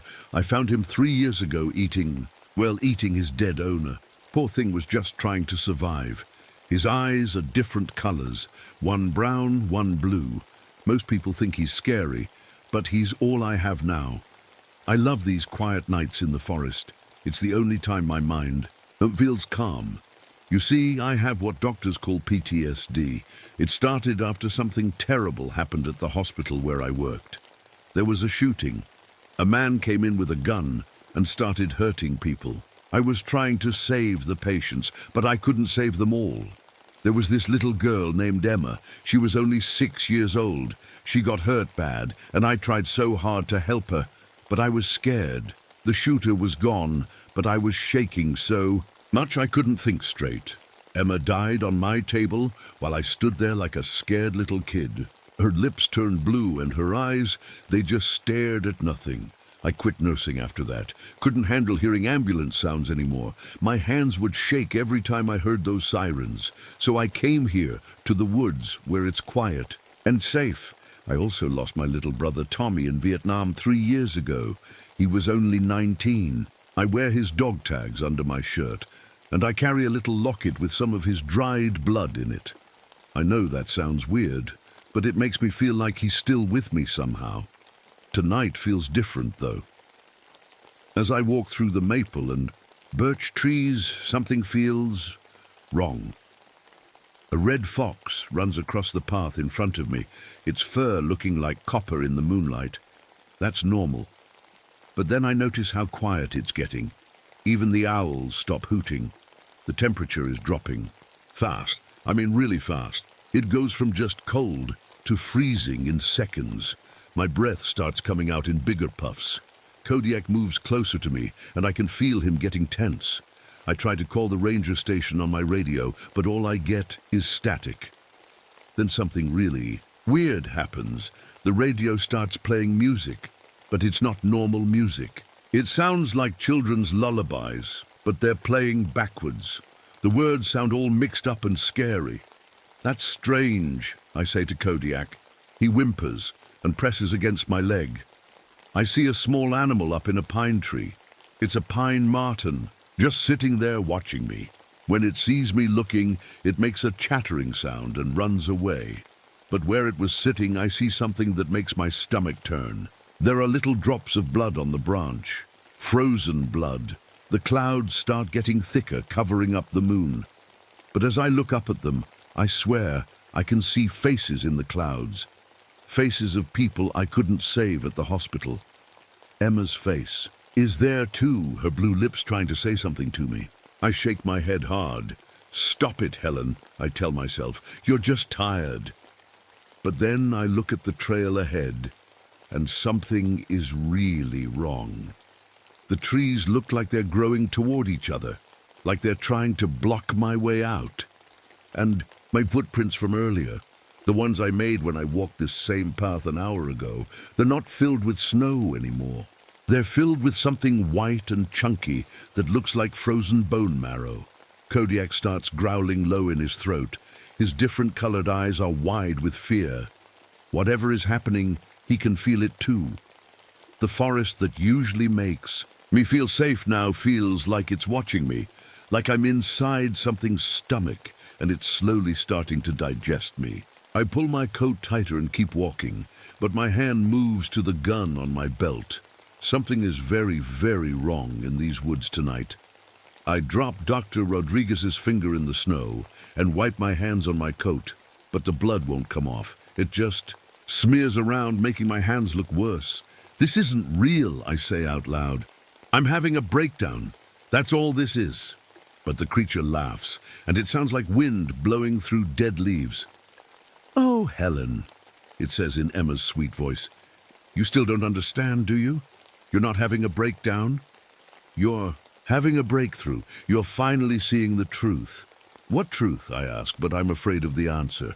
The truth about what you really are. The creature moves closer, and as it does, the air around me gets so cold that my breath turns to ice crystals before it even leaves my mouth. Let me show you, it whispers. Suddenly, I'm not standing in the forest anymore. I'm watching myself. From far away, like I'm a ghost floating above everything. I see myself 3 weeks ago, walking through these same woods on patrol. But in this memory, I'm not alone. Dr. Rodriguez is with me. He's alive and talking, showing me some tracks in the snow. He's excited about something he found. Look at this, Helen, he says, pointing to strange marks in the snow. These aren't from any animal I know, they're too big, and look at the spacing between them. I watch myself in the memory lean down to look at the tracks. But something's wrong with my face. My eyes look different, hungry. You should head back to the station, I hear myself say to Dr. Rodriguez. It's getting dark. You're right, he says. Want to come back with me? I can show you some of the data we've been collecting. I watch myself smile, but it's not a nice smile. Sure, I say. I'd love to see what you've been working on. The memory changes. Now I'm inside the research station with Dr. Rodriguez and his team. They're showing me charts and photos of animal tracks. They're so excited about their work. So trusting. We think there might be a new species of large predator in these woods, Dr. Rodriguez explains. Something that's never been documented before. That's fascinating, I hear myself say. But I'm not looking at their charts. I'm looking at their necks, at the veins showing under their skin. The memory jumps forward. It's later that same night. The research team is asleep in their bunks. I watch myself creep through the station with something sharp in my hand, a medical scalpel from my old nursing kit. No, I whisper, watching from outside the memory. No, I didn't do this, but I did. I watch myself lean over Dr. Rodriguez while he sleeps. I watch myself make 3 small, precise cuts in his neck. He wakes up, but I hold him down with strength I shouldn't have. His eyes are wide with fear and confusion. Helen, he whispers, what are you doing? I watch myself put my mouth to the holes in his neck and actually drink his blood, like it's water, and I've been dying of thirst. Oh God, I say, back in the present moment in the forest. Oh God, what did I do?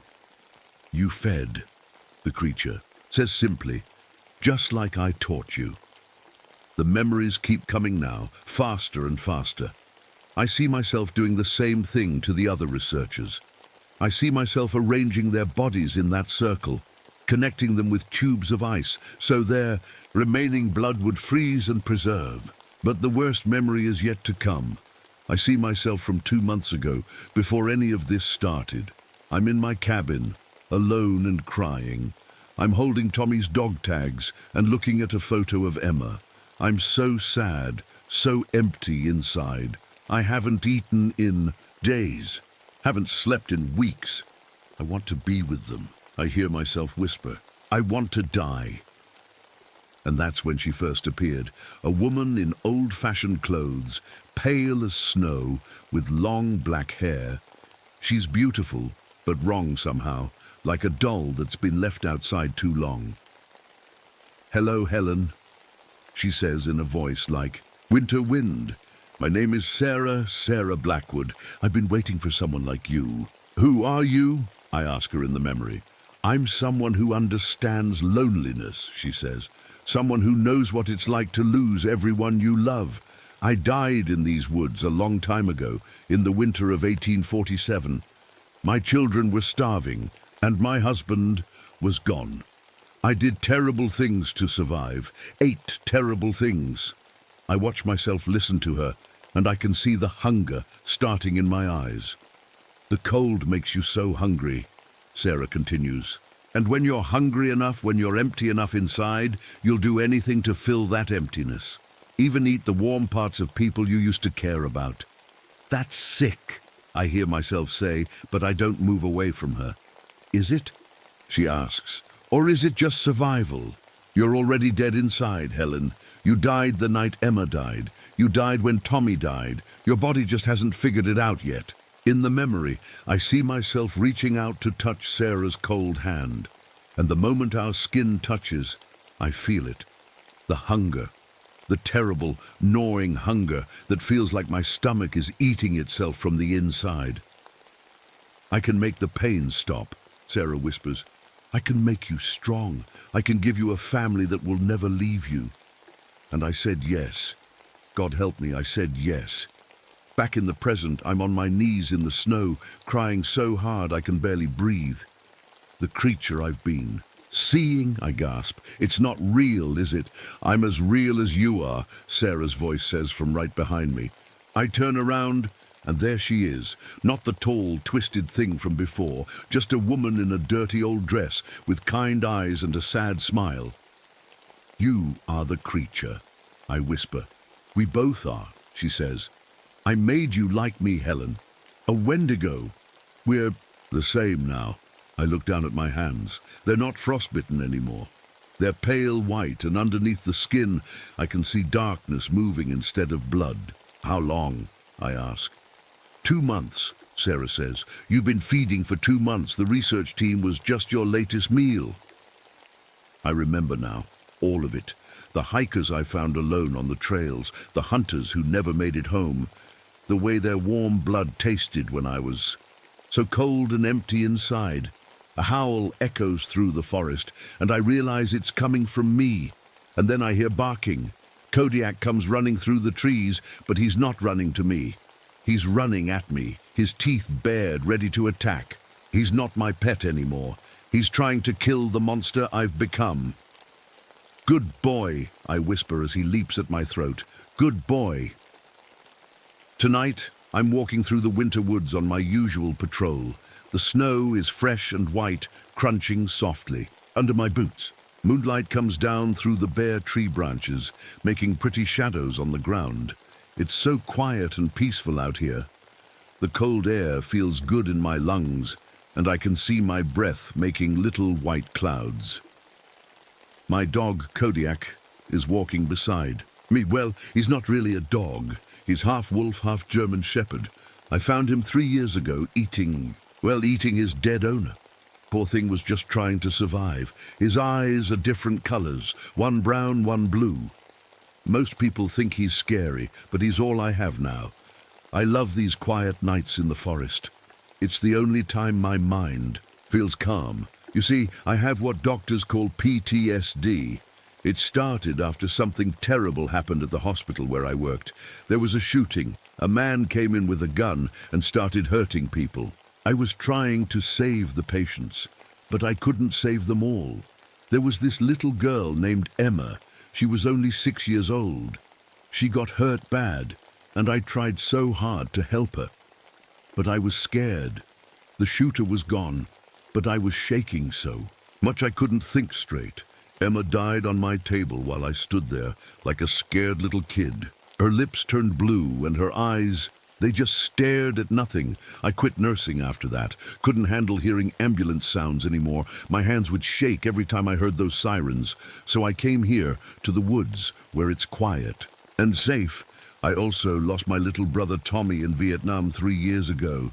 He was only 19. I wear his dog tags under my shirt, and I carry a little locket with some of his dried blood in it. I know that sounds weird, but it makes me feel like he's still with me somehow. Tonight feels different, though. As I walk through the maple and birch trees, something feels wrong. A red fox runs across the path in front of me, its fur looking like copper in the moonlight. That's normal. But then I notice how quiet it's getting. Even the owls stop hooting. The temperature is dropping. Fast, I mean really fast. It goes from just cold to freezing in seconds. My breath starts coming out in bigger puffs. Kodiak moves closer to me and I can feel him getting tense. I try to call the ranger station on my radio, but all I get is static. Then something really weird happens. The radio starts playing music, but it's not normal music. It sounds like children's lullabies, but they're playing backwards. The words sound all mixed up and scary. "That's strange," I say to Kodiak. He whimpers and presses against my leg. I see a small animal up in a pine tree. It's a pine marten, just sitting there watching me. When it sees me looking, it makes a chattering sound and runs away. But where it was sitting, I see something that makes my stomach turn. There are little drops of blood on the branch, frozen blood. The clouds start getting thicker, covering up the moon. But as I look up at them, I swear I can see faces in the clouds. Faces of people I couldn't save at the hospital. Emma's face is there too, her blue lips trying to say something to me. I shake my head hard. "Stop it, Helen," I tell myself. "You're just tired." But then I look at the trail ahead, and something is really wrong. The trees look like they're growing toward each other, like they're trying to block my way out. And my footprints from earlier, the ones I made when I walked this same path an hour ago, they're not filled with snow anymore. They're filled with something white and chunky that looks like frozen bone marrow. Kodiak starts growling low in his throat. His different colored eyes are wide with fear. Whatever is happening, he can feel it too. The forest that usually makes me feel safe now feels like it's watching me. Like I'm inside something's stomach and it's slowly starting to digest me. I pull my coat tighter and keep walking, but my hand moves to the gun on my belt. Something is very, very wrong in these woods tonight. Kodiak's teeth sink into my throat, but I don't feel pain the way I used to. Instead, I feel something else. Hunger. His warm blood runs down my neck, and all I can think about is how good it tastes. I grab him with hands that are stronger than they should be, and throw him against a tree. He hits hard and falls to the snow, whimpering. His leg is bent the wrong way. "I'm sorry, boy," I whisper, but I'm already walking toward him. "I'm so sorry." He looks up at me with those different colored eyes, and I see he knows what I am now, what I've always been deep down inside, a thing that hurts others to make itself feel better. I kneel down next to him and pet his head gently, the way I used to when he was scared of thunderstorms. "You were the only good thing left in my life," I tell him, "and now I'm going to ruin that too." But before I can do anything else, Sarah's voice stops me.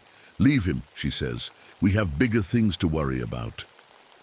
I look up and she's standing there, still in that old dress, still looking sad and kind. But now I can see through the act. I can see what she really is underneath. "What do you mean?" I ask. "There's a family camping about 2 miles from here," she says. "They have children, young ones, and they're alone." I feel my mouth start watering, which is disgusting, but I can't help it. The hunger is so strong now that it's hard to think about anything else. "How do you know?" I ask. "I can smell them," Sarah says. "Their fear, their warmth. Can't you?" And now that she mentions it, I can. There's something in the air, something sweet and scared. It makes my stomach growl like I haven't eaten in weeks. "This is wrong," I say, but even as I say it, I'm already starting to walk in the direction of the smell. "Right and wrong don't matter anymore," Sarah says, walking beside me. "Only hungry and full, only empty and satisfied." As we walk through the trees, I think about my old life, being a nurse, helping people, saving lives instead of taking them. It feels like remembering someone else's dreams. "Do you miss it?" I ask Sarah. "Being human?" She's quiet for a long time. Then she says, "I miss my children, but not the way I was. I was weak then, always scared, always worried, always hurting. Now I'm strong, now I'm never afraid." "But you're alone," I say. "Not anymore," she says and smiles at me. "Now I have you." We reach the edge of a small clearing where I can see a cabin with warm yellow light coming from the windows. Smoke rises from the chimney. Inside I can hear voices, a man and a woman talking, children laughing. They sound happy, I whisper. They won't be. For long, Sarah says. But she doesn't sound cruel when she says it. She sounds almost sad, like she's sorry about what we're going to do, but can't stop herself from doing it. I walk closer to the cabin and look through one of the windows. There's a family sitting around a fireplace. The dad is reading a story to two little kids, a boy and a girl who look about 6 and 8 years old. The mom is knitting something. They all look so warm and safe and loved. For a second, I remember what it felt like to be warm like that, to have people who cared about me. I can't do this, I say. Yes, you can, Sarah says. You have to. The hunger won't stop until you feed it. And she's right. The hunger is getting worse every second. It feels like my insides are eating themselves, like I'm dying from the inside out. I reach into my coat and pull out my old medical bag. I've been carrying it ever since I quit nursing, even though I never used it anymore. Inside are all my old tools, scalpels, needles, things that were meant to help people. You'll use your skills, Sarah says, reading my mind. That's what makes us special. We don't just kill like animals. We're smart about it. We make it last. I look at the scalpel in my hand. The blade is still sharp and clean.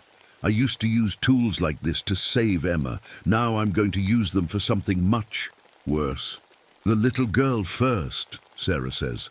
She's the youngest. Her fear will taste the sweetest. I walk up to the cabin door. Through the wood I can hear the dad finishing his story. And they all lived happily ever after, he says. Tell us another. And Daddy, the little girl says. It's time for bed, sweetheart, the mum says. We have a big day of hiking tomorrow. I raise my hand to knock on the door. My knuckles are white as bone now, and when I look at my reflection in the window, I see that my eyes have changed color. They're not brown anymore. They're the color of winter ice. This family has no idea what's about to happen to them. They think they're safe in their warm little cabin. They think tomorrow they'll wake up and go hiking and make more happy memories. But they won't, because I'm here now and I'm so very hungry. I knock on the door 3 times, soft and gentle, like a neighbor asking to borrow some sugar. Coming, the dad calls out. I hear footsteps walking toward the door. I hear the lock turning. The door opens, and there he is. A nice-looking man in his 30s with kind eyes and a smile on his face. The kind of person who would have trusted me when I was a nurse. The kind of person who still trusts me now. Hello, he says. Can I help you? I smile back at him, and I know my smile looks normal and friendly. I've had lots of practice. Hi there, I say in my sweetest voice. I'm Helen. I'm a park ranger, and I was wondering if you folks might need any medical attention. I used to be a nurse. Oh, that's very kind of you, he says. But we're all fine, just enjoying a family vacation. Are you sure? I ask, stepping a little closer. I have my medical bag with me. I could take a look at the children just to make sure they're healthy. Behind him, I can see his wife looking over with curiosity. The little girl peeks around her daddy's leg to see who's at the door. Hello there, sweetheart, I say to her in the same voice I used to use with Emma. What's your name? Lucy, she says shyly. That's a beautiful name, I tell her. And then, in a voice so soft that only she can hear, I whisper, Don't worry, Lucy, this won't hurt. I'm a nurse. Tonight, I'm walking through the winter woods. On my usual patrol, the snow is fresh and white, crunching softly under my boots. Moonlight comes down through the bare tree branches, making pretty shadows on the ground. It's so quiet and peaceful out here. The cold air feels good in my lungs, and I can see my breath making little white clouds.